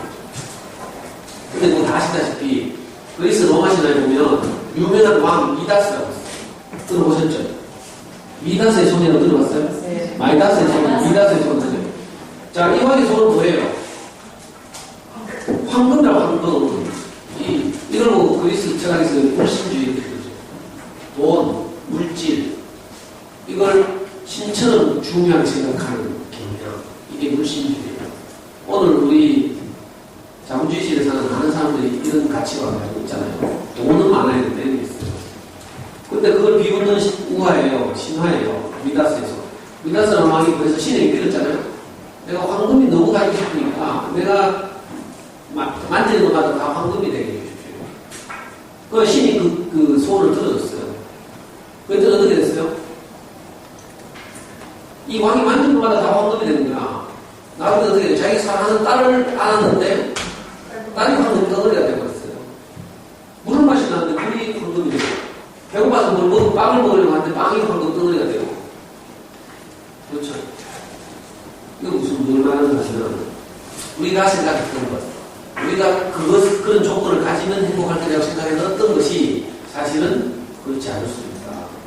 자, 이런 넉넉함이 생겨야 우리가 중학생 아이들에게 좀 다르게 다가갈 수 있어요. 그죠? 그래서 공부는 잘해야 돼. 이 생각만 있으면요, 굉장히 위험해요. 공부는 진짜 행복하고 아무 상관이 없어요. 저는 아이들 키워봤는데, 물론 저도 그런 가치관을 가졌죠. 내가 서울 때문에 싶어가지고, 제가 4살 때부터 아이들 직접 키웠잖아요. 학원 한 번도 안 보내고 공부를 시켰어요. 내년에 저를 보고, 공부는 어떻게 하면 잘하고 이걸 강의하라 하면 정말 내가 훨씬 더 잘할 수 있어요. 왜 학원 한 번도 안 보내고 공부 시켰으니까, 영어도 그렇고, 수학도 그렇고. 수능에서 0.01% 받았어요. 근데 행복하지 않은 거라. 부끄럽지만 자기 고백을 하는 거예요. 1등 하니까 정규군에서 놀아야 되죠. 반에서 1등 같습니까? 반에서 1등 중에는 정규 13등 하는 1등이 있어요. 그죠? 어떤 반에는 정규 1, 2, 3등이 한 반이 다 있는 데도 있네요. 그러니까 반에서 1등이 안 되잖아요. 정규 1등이 아니죠. 이거 정규 1등 하니까 어떤지 알아요? 서울법대를 가야 되는데, 서울대 정원이 3,000명, 3,000명. 전국에 있는 고등학교 2,000개. 문과 1등, 이과 1등 다 합치면 전국의 정규 1등은 4,000명. 서울대는 3,000명을 뽑아요. 우리가 대학 가게 준 데가 서울법대가 없어졌어요. 로스쿨도 다 바뀌고 대학원도 다 바뀌었죠. 그래가지고 서울대 경대학을 뽑혀했어요. 경대학을 가려고 하니까 경대학 정원이 120명인데 수시에서 뭐 3분의 2 뽑고 뭐 정시에서 59명 뽑더라고. 정시는 수능으로 가고 52명을 뽑는데 서울대 경대학을 가면 몇 등 해야 돼요? 최소한 200등 안에 들어야 돼요, 전국에서. 그렇죠? 경대학은 다 하는 건 아니니까 뭐 인문대도 좀 하고 사회대도 좀 하고 하니까 좀 빠져나가고 칩시다. 그래도 한 200등 안에 들어야 52명 안에 합격할 수 있잖아요. 200등. 전국에 지금 1등만 2,000명, 국가에 2,000명 있는데 전국 200등을. 그러니까 행복하겠어요? 저는 계속 불안했어요, 사실. 제가 해보고 들어봤습니다. 그래가지고 얘는 맨날 아빠한테 막 뒤지도록 맞고요. 심지어 제가 초등학교 6학년 때인가, 중학교 때인가, 수학 문제를 채점하는데, 학원 안 가니까 제가 하루에 4문제만 하거든요, 4문제. 우리 아이가 답을 만한 문제, 적당한 문제를 골라가지고, 4문제만 들어가야 됐어요. 4문제 하면 보통 하루에 한두 시간 걸리거든요. 좀 어려운 문제를 다 보니까. 학교 거는 이제 방학 때 미리 예습을 하고, 입에서 들으면서 예습하고, 하루에 4문제나 해요. 그리고 문제를 다 풀어가면 제가 채점합니다. 채점만 틀리는 문제 나오죠?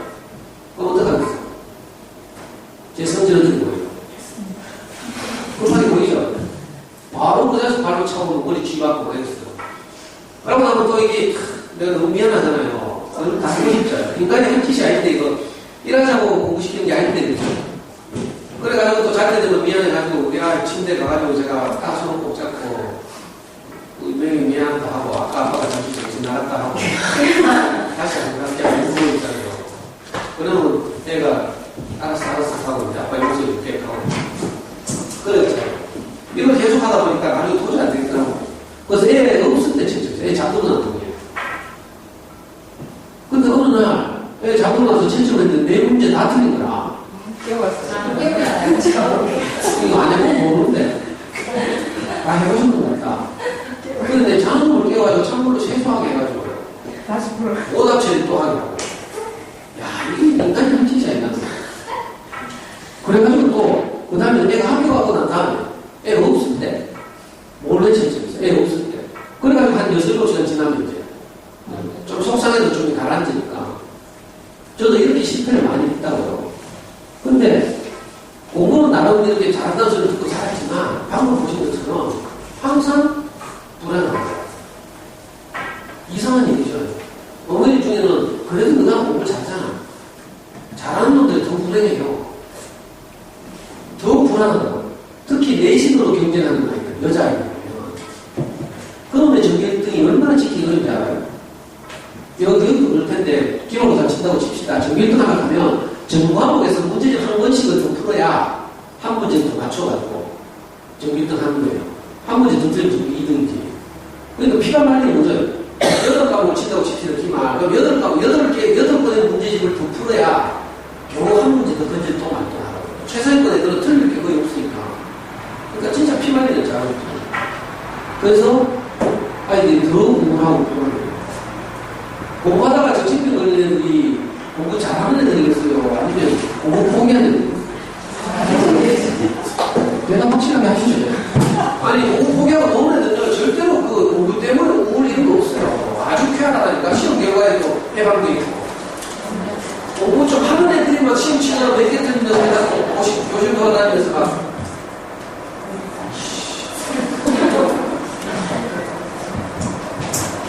이거 안 돼. 이거 안 돼. 이걸 꼭 알아야 되죠. 어머니들이 막연하게 알고 있지만 그래도 그렇지라는 귀신이 쓰여가지고 그래도 공부는 잘 자극한다니까. 그러니까요. 결국 왜 우리 아이들 공부를 잘하는 상황에 다시 명확하게 해야 돼요. 그래서 제가 자, 요 왼쪽에 있는 파란색 원하고 저쪽에 있는 파란색 원하고 어디가 크게 보이나요? 이쪽이 어머니들 보시기에 왼쪽이 더 커 보이죠? 훨씬 커 보이죠? 그래요? 실제로는 어떻게 했어요? 그거 다 하시죠? 자, 맨으로 가면요. 이 파란 원과 저 파란 원은 똑같아요. 근데 이 파란 원을 둘러싼 주변의 원들이 어떠냐에 따라서 이 파란 원이 크게 보이기도 하고 작게 보이기도 하고. 그렇죠? 이 파란 원이 주변에 있는 원들은 작아요. 그러니까 이 원이 커 보이는 거야. 저쪽에 있는 거. 주변의 원들이 훨씬 커 보이잖아. 그러니까 파란 원은 작아 보여요. 안 신기해요? 그러니까 자, 이걸로도 안 되면 하나 더. 자, 2010년에 캐나다 밴쿠버에서 이제 동계올림픽에서 우리 김연아 선수가 금메달을 딴 장면이고요. 금메달을 시상식 하는 장면이에요. 자, 이 시상식에서 누가 제일 기쁘겠어요? 아니, 자신있게 말해봐요. 쫄지 말고. 근데도 괜찮으니까. 네? 김연아 가장 기쁜 것이다. 그 다음에 2번은 누가 제일 기쁜 것이다. 그 다음 두 번째 기쁜 사람. 요새는 왜 그래요?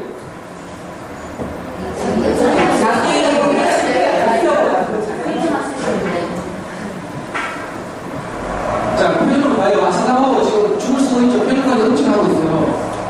자, 아사다마오는 어떤 생각을 했는가 하면 내가 금메달을 딸 수도 있었는데 이렇게 생각. 자, 그런데 저쪽에 있는 캐나다 선수는 동메달 땄어요. 동메달 따면 어떻게 해야 돼요? 3, 4위전 하죠. 3, 4위전 해가지고 내가 노메달이 될 수도 있었는데. 그러니까 메달의 가치보다도 사실은 이걸 뭐 심리학에는 중거점, 중거 기준입니다. 초등학교 때 뭐 중거 집단 이런 거 있죠. 보이스카입니다. 그 기준점 이런 뜻입니다. 그러니까 내 기준점이 무엇이냐가 만족, 기쁨을 얘기하는 다른 게 아니다 이 뜻이에요. 이게 유명한 비유인데 심리학에서 중거점의 비유입니다. 중거점. 아까 뭔 이야기가 똑같아요. 내 나를 둘러싼 주변의 원들이 중거원이죠, 중거원. 중거 기준이 되니까 원이 작은데 둘러싸여 있으면 내가 큰 거죠. 만족도가 높다 이 뜻이에요. 해마다 유엔에서 그 세계 각국의 행복 지수를 조사하죠.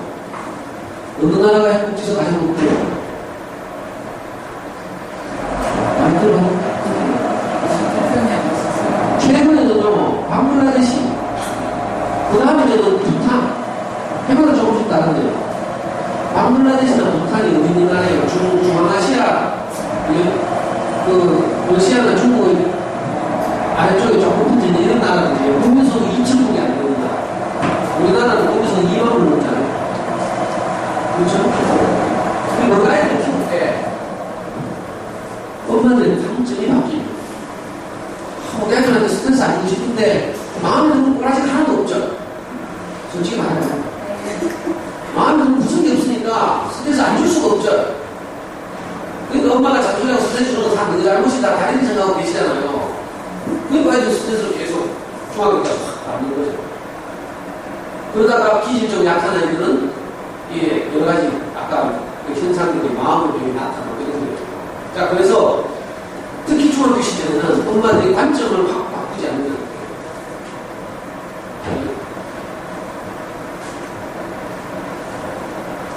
이분은 어떻게 보여요? 편안해 보이죠? 그죠? 뭐 쫓기지 않게 보이죠? 이분이 제 스승이에요. 그리고 나머지는 이 스승의 제자들인데, 제가 이분 이야기를 했어요. 이분은 동양대학교 철학 교수예요.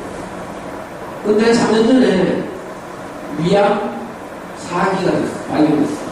가족이 있는 집인데 두려워가지고 내식을 안 하다가, 그죠? 중국 선교 갔다가 갑자기 몸이 이상하게 돌아와서 검사를 받아보니까 위암 사기였어요. 그래서 동산병원에 수술을 받고 그 회복하는 과정을 2인실에서 이제 회복 과정을 알게 됐거든. 자, 그런데 그 2인실에 똑같은 위암 사기 이 형은 정답 두 사람 많은데 그 약간 젊은 그 같은 증세 환자가 같이 2인실에 이렇게 병실에 있었어요. 자, 그런데 아침마다 일어나면 그 다른 환자가 뭐라고 하는 거 아니에요? 아씨, 우리 뭐 죽는데. 정말 재수없대. 아니, 계속 불평만 누르는 거라. 뭐 내가 무슨 죄를 왜 내한테 뭐 걸리는 거 계속 이런 식이에요. 그러니까 이 형이 막 죽을 지기는 거야. 입원에 있으면서. 네. 나중에 이 형은 뭐라고 하냐면 우리 교회에서 간증을 했는데 자기는 아침에 눈을 뜨면 항상 감사가 나오는데 아침에 눈을 뜨면 혼이 죽겠다 이때. 어떤 분요? 한쪽으로는 원망이에요. 다른 한쪽으로는 감사해요. 오늘 하루도 내가 죽지 않고 살았구나. 여기서 감사할 수 있죠. 그죠? 전혀 다른 문제예요. 근데 여기서 갈 수 있어요. 왜 다른 사람은 멀쩡한데 내는 안 걸리냐? 여기서 갈 수도 있죠. 그러니까 선택은 우리 둘 다 할 수 있어요. 아침에 내가 오늘 그죠? 아무 일 없이 해가 뜨고 떠오르는 해를 바라볼 수 있고 하루 사는 것이 감사하다 이렇게 긍정의 딱 이런 거예요. 이 형은 그죠? 자기 스승 영향을 받아가지고 긍정의 문을 항상 이런 것 같아요. 근데 같은 환자는 맨날 그런 얘기 이야기했어요. 나중에 이 형이 도저히 안 돼가지고 병실에 온 거죠. 그러면서 그 환자는 죽었어요. 얼마 지나서. 이 형은 완치됐어요. 3년 지났는데 위암은 5년 지나야 된다. 근데 최근에 가서 병원에서 진단을 받았는데 이제 더 이상 걱정 안 해도 되겠다. 근데 지금은 제가 멀쩡한 얼굴로 이야기하는 진짜 큰 감동을 받았어요. 야, 사람이 이렇게 다를 수도 있구나. 여러분들, 법륜 스님 아시죠? 네. 유명하시잖아요. 법륜 스님 대표도 잘 나와 하잖아요. 법륜 스님이 한 강의 가운데 행복이라고 검색하는 짧은 5분짜리 강의가 있어요. 유튜브 같은 검색해 보시면. 거기서 법륜 스님이 이렇게 많이 나와요. 어떤 사람은 갑자기 사고가 나서 한쪽 눈을 실명하게 됐다. 그래가지고 너무 속상하다는 거예요. 그죠? 건강했는데 갑자기 실명하니까 너무 속상해. 근데 어떤 사람은요, 장님이었다가 어떻게 해서 한쪽 눈이 뜨게 됩니다. 그래서 이 장면이 어떤지 알아요? 자기가 한쪽만이라도 볼 수 있게 된 것을 너무 감사하고 있는 거예요. 그래서 법무사 얘기도 묻더라고요. 그 청중들한테. 여러분들은 어떤 선택을 하십니까? 항상 원망하면서 살겠습니까? 아니면 항상 감사하면서 살겠습니까? 선택은 우리에게 달리기 때문에 우리는 전에 행복이 뭐가 되면 되겠어요. 조건이 되면 돈이 많아지면 이거는 행복이 아니고 행복의 조건이에요. 어떤 적절한 조건은 아니지만 행복의 조건과 행복 자체를 우리가 다 헷갈리고 있어요. 공부를 잘하면 성적이 오르면 이거 조건이에요, 조건. 행복이 성적이 오른다고 물론 잠깐 기쁘긴 하지만 그게 계속되는 기쁨이 아니거든요. 그리고 그건 행복 자체라고. 그래서 우리가 특히 이 사춘기 시절 우리 엄마들이 가장 조심해야 돼요. 엄마들의 관점을 바꾸는 거죠. 이거 심리학에서 프레임이라고 해요. 또 이 심리학에서 유명한 이론이죠. 두 개의 수도꼭지. 항상 수도꼭지 두 개가 한쪽 틀면 찬물 나오고 다른 쪽 틀면 따뜻한 물 나오고. 요즘은 이제 수도꼭지가 많이 발전해가지고 꼭지 안 하고 좌우로 트는 거죠. 심리학의 고전적 이론인데 이것도 이제 수정돼야 됩니다. 하여튼 아직까지 이런 두 개입니다. 두 개의 수도꼭지. 방금 말한 거예요. 어느 쪽을 틀냐에 따라서 따뜻한 물이 나올 수도 있고 어느 쪽을 틀냐에서 찬물이 나올 수도 있어요. 지금치를 돌아가서 오늘 우리 아이들 사랑하는 아이들 보시면 내가 어떻게 볼 것인가. 야, 건강하게 참 잘 자라고 있구나 이렇게 볼 수도 있고요. 아이고 저기 또 게임하고 있네 이렇게 볼 수도 있어요. 똑같은 현상이에요. 저는 제 주변에 늘 하는 얘가 있는 어떤 여자아이가 진짜 입에도 안 돼도 되도록 그렇게 잘 자랐어요. 중학교 1학년 때까지. 정말 감사드려서. 어느 날 중학교 1학년 되더니 학교를 안 갔다고. 정규 2등 했어요. 얘가 중간고사에서. 중학교 때까지 입에 대는 손댈 게 없고. 갑자기 학교를 안 가겠대요. 그래서 엄마가 선택하고 얘가 며칠 보내고요. 그래도 안 가겠다고 회관에서는 아침에 엎어졌어요. 털썩 주저앉았어요. 엄마가 얼마나 속이 상했겠어요. 그래가지고 막 등짝을 때리면서 그래도 학교는 가야지 막 그래도 애가 못 가겠다고 막 위험하니까 이 엄마가 제 강의를 3년 들었던 거예요. 그래서 저한테 방문에 전화 왔어요. 어떻게 하면 좋겠고. 그래서 일단 애를 살립시다 했죠. 그래가지고 하나를 합시다. 좀 이렇게 물어보고 이야기를 정 안 하면 우리가 전화를 시키는지 자퇴를 해도 됩니다.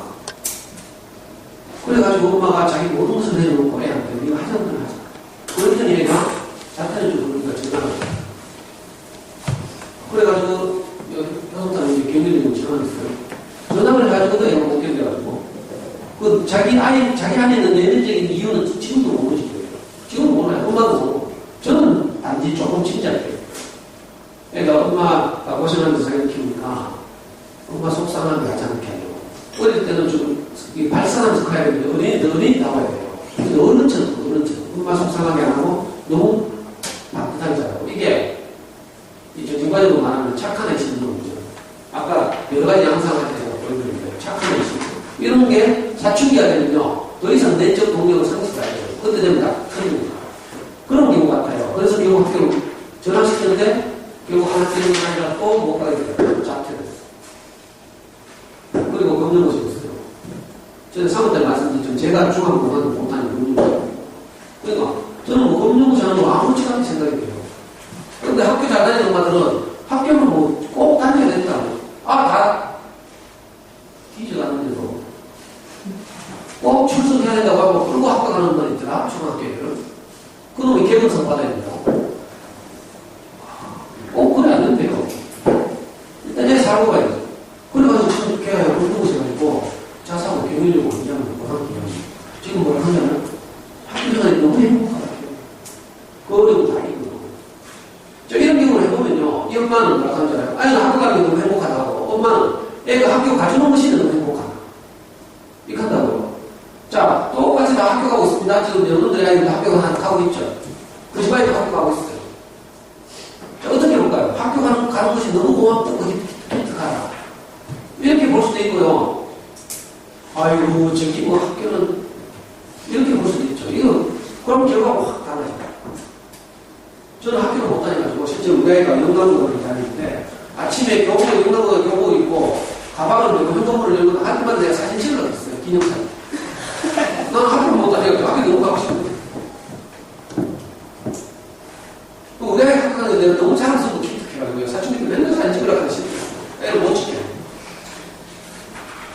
그래서 자, 같은 일에 학교 가는 게 다 학교 가요.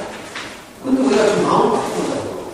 그럼 우리 아이가 아무도 탈 없이 학교를 잘 가져오는 게 얼마나 감사한 일이에요. 얼마나 기특한 일이에요. 공부 잘하고 못하고 상관없어요. 이런 일들이 무수히 많아요. 우리 아이는 처음 제가 3살 때 이거 훈련시킨다고 50m들이 동네 슈퍼에 담배 시험을 시켰어요. 그런데 내가 밖에 나가지고 소방도로에서 길가 차가 주차되어 있잖아요. 차와 벽 사이로 막 스파이더 렌즈를 다 붙여가지고 50m를 한 30분 움직여가지고 가가지고 담배 한 방 사왔어요. 근데 지금은요, 지가 전체 계약합니까? 23살짜리가. 지가 연세대학교 부잣집 아줌마 만나가지고요, 오피스텔 배치나 있는 아줌마 만나가지고, 안철도 아줌마 보고 중등부 좀 하자고, 자기가 소유주 본인만 생각하고 중등부 좀 봅시다 하고, 거기 사인하고, 이거 매매계약 작성하고, 동사무소 가서 전시하고, 각질을 잡고, 이렇게 해요. 얼마나 기특해요. 다른 놈들 다 해도 나는 기특해요. 옆집에 다 학교 가도 그거하고 상관없이 우리 아이가 그렇게 잘 살고 있잖아요. 얼마나 기특해요. 건강하면 얼마나 감사한 일이고. 이게 관점 차이예요. 그렇죠?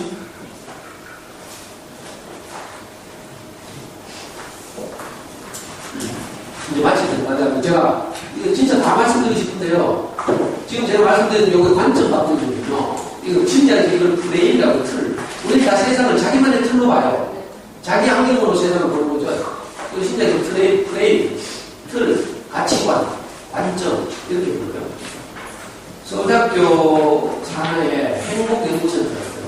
서울대학교 심리학과 교수들 중심으로 한 행복연구센터에서 우리나라에는 중학교에는 워낙 자살을 많이 하니까 중학생들을 대상으로 한 행복을 알리하는 교과서를 발표했잖아요. 행복 교과서. 이렇게 중학교에 다 하거든요. 애들 행복 교과서 가져오는 집이 있어요. 중학교 2학년 때 행복 교과서 행복 교과서를 서울대학교 출판부에서 행복연구센터에서 발간을 했어요. 여기 나온 데 따르면 우리가 행복하게 사는 10가지 방법이 제시돼요. 그중에 첫 번째가 이거예요. 틀을 바꾸는 거죠. 어머니도 욕심이라고 표현을 그거. 옆집하고 비교한다든지, 누구하고 비교하면. 엄마들 이거 많이 봤죠? 초등학교 때. 초등학교 때 중학교 지원하면 8과목에 몇 개 틀린지 조사하죠. 3개 틀렸다고 잘 따라가고 좋아하다가 옆집에 누구 전화하잖아. 지난해 라이벌. 그 집에 다 맞았는데, 그러면 3개만 한다고 좋아하다가 갑자기 다리 풀려가지고 침대에 들고 이러죠. 그런 경우 다 있죠. 어떤 교대부처럼 저하고 약속해놓고 다리 풀려가지고 못 나왔어요. 물어보니까 그렇더라고. 그날 마침 시험 결과를 했는데 초등학교 3학년짜리에 학교 시험 성적을 가지고 다리 풀려가지고 저한테 약속을 받게 돼요. 이분 중학교 이제 하버드 대학교에서 심리학과 철학을 보통 가르쳐서 푸는 심리학이 돼가지고 이분이 하는 유명한 말이에요. 인류가 발견한 최초의 깨달음은 인간이 자신의 태도를 바꾸고 말미암아 자신의 인생을 바꾸고 싶다. 그러니까 우리가 인생까지는 안 가더라도 우리 아이와 관계는 금방 바꾸고 싶어. 아이하고 원수잖아요. 대부분 그렇죠? 뭐 지금 속에도 말 안 하고 소통이 안 되고 그렇잖아요. 왜 말해봐야 잔소리 하니까. 제가 상담해본 바에 따르면 중3, 고1 아이들이 대부분 뭐라고 하잖아요. 엄마 발자국 소리만 들어도 짜증나. 여러분들한테는 그런 이야기 안 하죠. 저한테는 한다니까. 제가 자기들 편을 들어주고 마음을 이야기하고 하니까. 엄마 발자국 소리만 들어도 짜증나. 왜? 옳은 잔소리 하니까. 근데 이 잔소리가 우리 아이들을 바꿉니까? 못 바꿉니까? 절대 못 바꾸잖아요. 관계만 나빠지고 바꿀 수는 없고 그 미련한 짓을 왜 하겠어요? 그러니까 계산을 잘해야 돼요. 산수인데 산수. 못 바꾸는데 그 거기만 나빠요. 그렇죠? 마음이 좀 나빠지더라도 바꿔가지고 공부만 잘하게 하면 뭐. 소리 아이랑 뭉뚱이 거라고 해야 되지만, 이 대부분 이때 되면 아이들의 마음을 터치하지 않으면. 그죠? 이거 뭐 정서 관리라고 해요. 아이들의 정서적인 측면을 만져야, 건드려줘야 아이들이 마음을 움직여요. 그러려면 엄마들의 관점이 프레임이 달라져요. 여전히 초등학교 때 키우는 그런 프레임으로 그냥 엄마가 하라는 대로 그냥 이렇게 하는 것은 굉장히 어려워요. 이게 첫 번째 노래 서울대학교 행복연구센터에서 낸 첫 번째 단에 나오는 얘기예요. 제가 이번에 부모교육 강사로 교육청에서 나오는 그 얘기 있잖아요. 센터에서 연수하면서 교육과를 나와서 하더라고요. 서울대학교 행복연구센터하고 그 MOU 체결해가지고 교과서를 다 배우에 갖고 와가지고 중학생들이 이거 글로 교육시킵니다. 그래가지고 후배들을 연기하니까 아주 좋은 시도라고 생각이 들었어요. 제가. 나는 교육청 하는 일 아무도 없는 줄 알았는데 이거 교육하면 온 학교의 기숙사 다시고 예산 다 쓰라고 예산이 그래요. 그리고 그 강사들이 뭐 강의료도 종반도 못 준다고 미안해. 좀 이런 데 대해서 봤어요. 어머니 돌아가실 때 그래가지고 제가요 이번 가을 학기부터 서점에서 강의를 하는데 주제를 이걸로 잡았어요. 이번 한 학기 동안 행복이라는 것이다. 그래가지고 이 교과서를 가지고 그 동네 그 젊은 엄마들에게 한 단원씩 같이. 그래서 아이들과 좀 제대로 된 자료를. 그 유명한 말이 있어요. 빌 게이츠가. 빌 게이츠가. 이번에 그 누구죠? 잡스. 아니, 대통령하고 악수하고 주머니에 손 꽂고 박수하는. 그 누구지? 빌 게이츠 맞죠? 빌 게이츠가 이렇게 말했어요. 기자가 와서 인터뷰를 하면서 당신이 이렇게 성공했으니까 정말 행복하시죠? 이렇게 물었어요. 그랬더니 빌 게이츠가 유명한 대답을 했죠. 내가 성공해서 행복한 것이 아니라 내가 행복했기 때문에 성공했습니다. 이렇게 말했어요. 자, 이거 오늘 우리 아이들 그 버전을 바꾸면요. 우리 아이들이 엄마들과의 관계가 좋으면 공부를 잘하게 돼요. 관계 나쁘면 하고 싶은 공부는 때려치고 싶어요. 제가 가끔 우리 와이프 도와가지고 설거지 하나 하려고 공부 잠깐 치고 있는데 우리 와이프 와가지고 옆에서 청소기도 좀 돌려 이렇게 하면 끼는 거 그냥 빼가지고 던지죠. 우리 아이도 똑같아요. 저것도 양심인지 불안해가지고 게임 하다가도 공부해야지 하면서 게임합니다. 근데 그것도 안 해놓고 기분 나쁘게 만들어봐요. 핑계거리 생겨, 핑계거리. 자, 그렇게 되면 8년 공부도 핑계 생기가 안 하려고 해요. 그러니까, 자, 공부를 잘해서 행복한 것이 아니라 행복해야 공부를 잘할 수 있다. 물론, 공부를 얼마나 잘하는가는 그 아이의 능력에 달려있잖아요. 이 능력은 각자 달라요. 자, 똑같이 행복하다고 해도, 자, 빌 게이츠처럼 성공할 수도 있고, 아니면 동네 치킨 가게만큼 성공할 수도 있어요. 이건 그 사람의 능력 고유의 어떤 것이기 때문에 우리가 꼭 비교하면 안 되죠.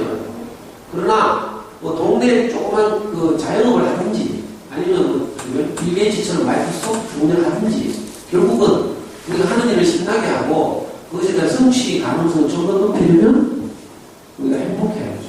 아이들이 행복해야 공부를 잘할 가능성이 높아지고. 그러는 엄마들이 할 일은 아주 장엄하죠. 아, 우리 아이를 행복하게 해야 되겠구나. 우리 아이들의 마음을 어루만져야 되겠구나. 그러려면 어떻게 해야 돼요? 우선 제가 아빠들이 아니신 아빠한테 욕을 못해서 아빠들이 오시면 또 아빠들한테 욕할 거예요. 이번에 제가 5월달에 아버지대학 강의를 여기 센터에 했는데 그때 아버님도 많이 오셨더라고요. 그래서 내가 막 울면서 호소를 했어요. 아버님들한테. 마찬가지로 오늘 엄마들 계시니까 우선 주로 아이들과 접촉하고 관계하고 돕고 하는 게 주로 엄마들이니까 우리 어머니들부터 이걸 해보는 거예요. 너무 어려운 거 아니죠? 두 개의 문이 있다. 내가 어느 문을 열어드릴까요? 제가 알 것입니다. 원망의 문, 부정의 문을 열어드릴 것입니다. 오늘 집에 네가 끝나고 집에 돌아가실 거 아니에요? 현관문을 열면서 그 현관문이 그죠? 자, 또 컴퓨터 켰나? 이 칸에서 집에 들어갈 것인지 아니면 아이고 뭐 또 잘 지냈지 하면서 들어갈 것인지 이렇게 달려있죠. 저는 우리 아이 키울 때 제가 정신을 차리고 난 후에 항상 집에 들어갈 때마다 현관문을 열 때마다 이렇게 기도했어요. 지금 아이가 집안에서 무엇을 하고 있든지 내가 아이를 사랑하게 하고 없어서. 현관문에서 내가 이렇게 기다린다니까요. 그러면서 현관문을 열어놨어요. 근데 대부분 엄마도 어떻게 해요? 현관문을 들어가자마자 컴퓨터 온도 재죠. 컴퓨터 했나 안 했나. 그거 제가 뭐예요? 맨날 하는데. 그 애들 막 미리 엄마한테 전화해요. 엄마들 처음에는 순진해가지고. 아이고, 엄마 보고 싶어. 저도 저학년 때는요, 아이고, 엄마가 없으니까 엄마가 하신가 없다, 이렇게 생각하다가. 나중에 되니까 딱 보면 이게 아니고, 엄마 오는 시간을 기체해가지고, 컴퓨터 끌 시간 결정하는 거. 우리의 태도가 우리 아이들의 미래를 사실 좌우해요. 마지막으로, 인천 동킨스는 유명한 진화생물학자였습니다. 다윈일에 가장 초망받는 진화생물학자인데, 이분이 책 가운데 우리나라에서 번역된 책이 두고 있어요. 만들어진 신, 또 하나는 이기적 유전자. 이기적 유전자는 제가 보면요. 이분이 이런 말을 했어요. 우리, 아이들은, 자녀들은 그 부모의 생물학적 유전자만 물려받는 것이 아니라 부모들의 인생 전체를 물려받는다. 가정의 문화, 말투, 태도, 가치관, 이런 것들을 통째로 아예 그대로 물려받죠. 이걸 보고, 그 생물학적 유전자를 영어로 지인이라고 해요. GEN. 그래서 이분이 문화적 유전자를 지인을 패러디해가지고 밈이라고 쳤어요. MEM, 밈 유전자예요. 그러니까 우리가 어떻게 사는가가 아이들한테 그대로 유전대로 생물학적 IQ 지능은 뭐 이런 거 유전되게 하는 거죠. 폭력 아빠 밑에 자란 제 친구가 있어요. 얘는 자라면서 나는 절대로 내가 아이를 낳으면 때리지 않느냐. 맹세를 안 섞었어요. 근데 나중에 지가 그죠? 우리 아이하고 또래 애를 낳았어요. 어떻게 해요? 오늘 할아버지가 그 집에 고마우니까 자기가 꼭 자기 애를 때린 것처럼 자기 아들이 또 손주를 때리는 거예요. 이 할아버지가 유명한 입지연적인 거예요. 그러니까 스파르타기 공원이로 박정희 대통령이 가는 공원이로 헬기를 조종하는 건데 400으로 들어가죠. 그러니까 자기 자식을 그렇게 키웠지 강인하게. 근데 그게 또 유전돼가지고 내 친구도 자기 애를 맨날 그렇기 때문에. 그러니까 할아버지가 자기 아들을 붙들고 통곡을 하면서 이 불행의 사슬을 이제 우리네에서 끊자 하면서 자기 아들을 선떡하고 호소했어요. 그대로 물려가는 거예요. 어머니 이걸 꼭 기억하실 필요가 있어요. 저도요, 우리 아버지가 초등학교 돌아가셨는데 돌아가시기 전에 자기 아버지 당신 인생에 만족이 없으니까 우리 형이 그때 초등학교 3학년이었어요. 형 초등학교 1학년 때부터 계속 단간실방에서 밥상머리 책상 펴놓고 그 밥상 펴놓고요. 형 공식했어요. 초등학교 1학년 때부터. 그때 내가 가장 인상적이었던 것이 뭐냐면 아버지가 초등학교 1학년 때 형이 교과서를 받아보니까 갑자기 어디 나가지만 공사판에 가더니 시멘트 포장지를 구해온 거예요. 돌가루 포대라고 해요. 돌가루 포대. 돌가루 포대 그 시멘트 그 포장지에 시멘트 묻어있죠. 그걸 싹 벗게 되고 나면 안에는 갈색 코팅된 방수 코팅된 갈색 속재가 있어요. 이걸 우리 형 책을 한번 던져가지고 정성껏 재단해가지고 책 표지를 써요. 그리고 거기다가 제목을 줘. 그게 제가 5살 때예요. 우리 형이 8살. 근데 있잖아요. 제가 나중에 그 30년 후에 아이를 낳았고, 우리 아이가 저 나오고 있는 초등학교 입학했어요. 대명 초등학교. 근데 제가 있잖아요. 교과서 때 우리 애가 받으니까 뭐 했잖아요. 저는 우리 아버지처럼 성취되지 못해가지고 공사회까지는 못 갔어요. 근데 우리 집안에 있는 달력, 제가 한 달력 다 째가지고 우리 아버지 하는 똑같은 방식으로 그걸 재단해가지고 정성껏 우리 아이 책 표지를 써요. 그대로 물려가는 거죠. 아주 중요해요. 옆에서 우리 아이가 빈정거리고 있더라고. 문방구 가면 비닐 넣는 거 다. 나는 울면서 지금 싸고 있는데 갖고 이 옆에 되는 옆에 빈정거리고 있어. 그러니까 오늘 이 자리에 오신 우리 어머님들처럼 이렇게 우리 아이들의 학교에 대해서 깊은 관심을 가지고 계시고 또 아이들 그 성장 과정을 늘 지켜보고 있잖아요. 이러면 아이들은 어머님들이 이렇게 아이를 대하는 태도, 관심 이런 걸 그대로 유지받고 잘 자라게 돼 있어요. 그냥 단지 그냥 표면적인 거 이런 거 그대로 만든다 이것만 볼 일이 아니에요. 총체적으로 우리 부모의 모든 것을 믿어봤기 때문에 아무 걱정하지 마시고 아이들 잘 자랄 테니까 오늘 제가 드린 말씀의 핵심은 관점입니다. 꼭 기억하시기 바랍니다. 혹시 다음부터 이렇게 뵐 수 있을지 모르겠지만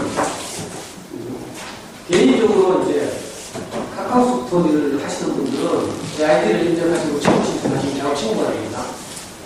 아니면 페이스북을 하시는 분들은 페이스북 분들이고요. 매주 오늘 10시 반이 되면 오미니 서점에서 제가 강의를 합니다. 매주 문열 10시 반. 이번 9월달 개강이에요. 그래서 12월 6일까지 무료 강의입니다.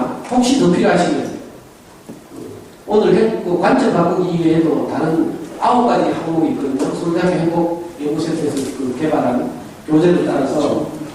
그리고 제가 하는 이 강의는 지금 동영상 촬영하고 있잖아요.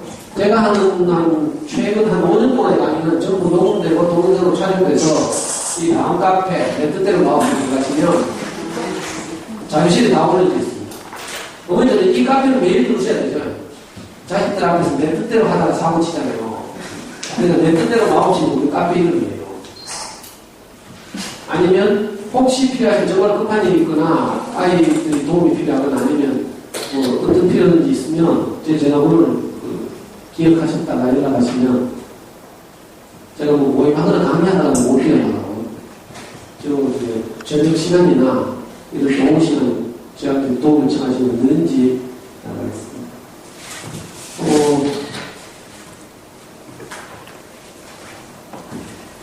끝까지 들어주셔서 감사합니다.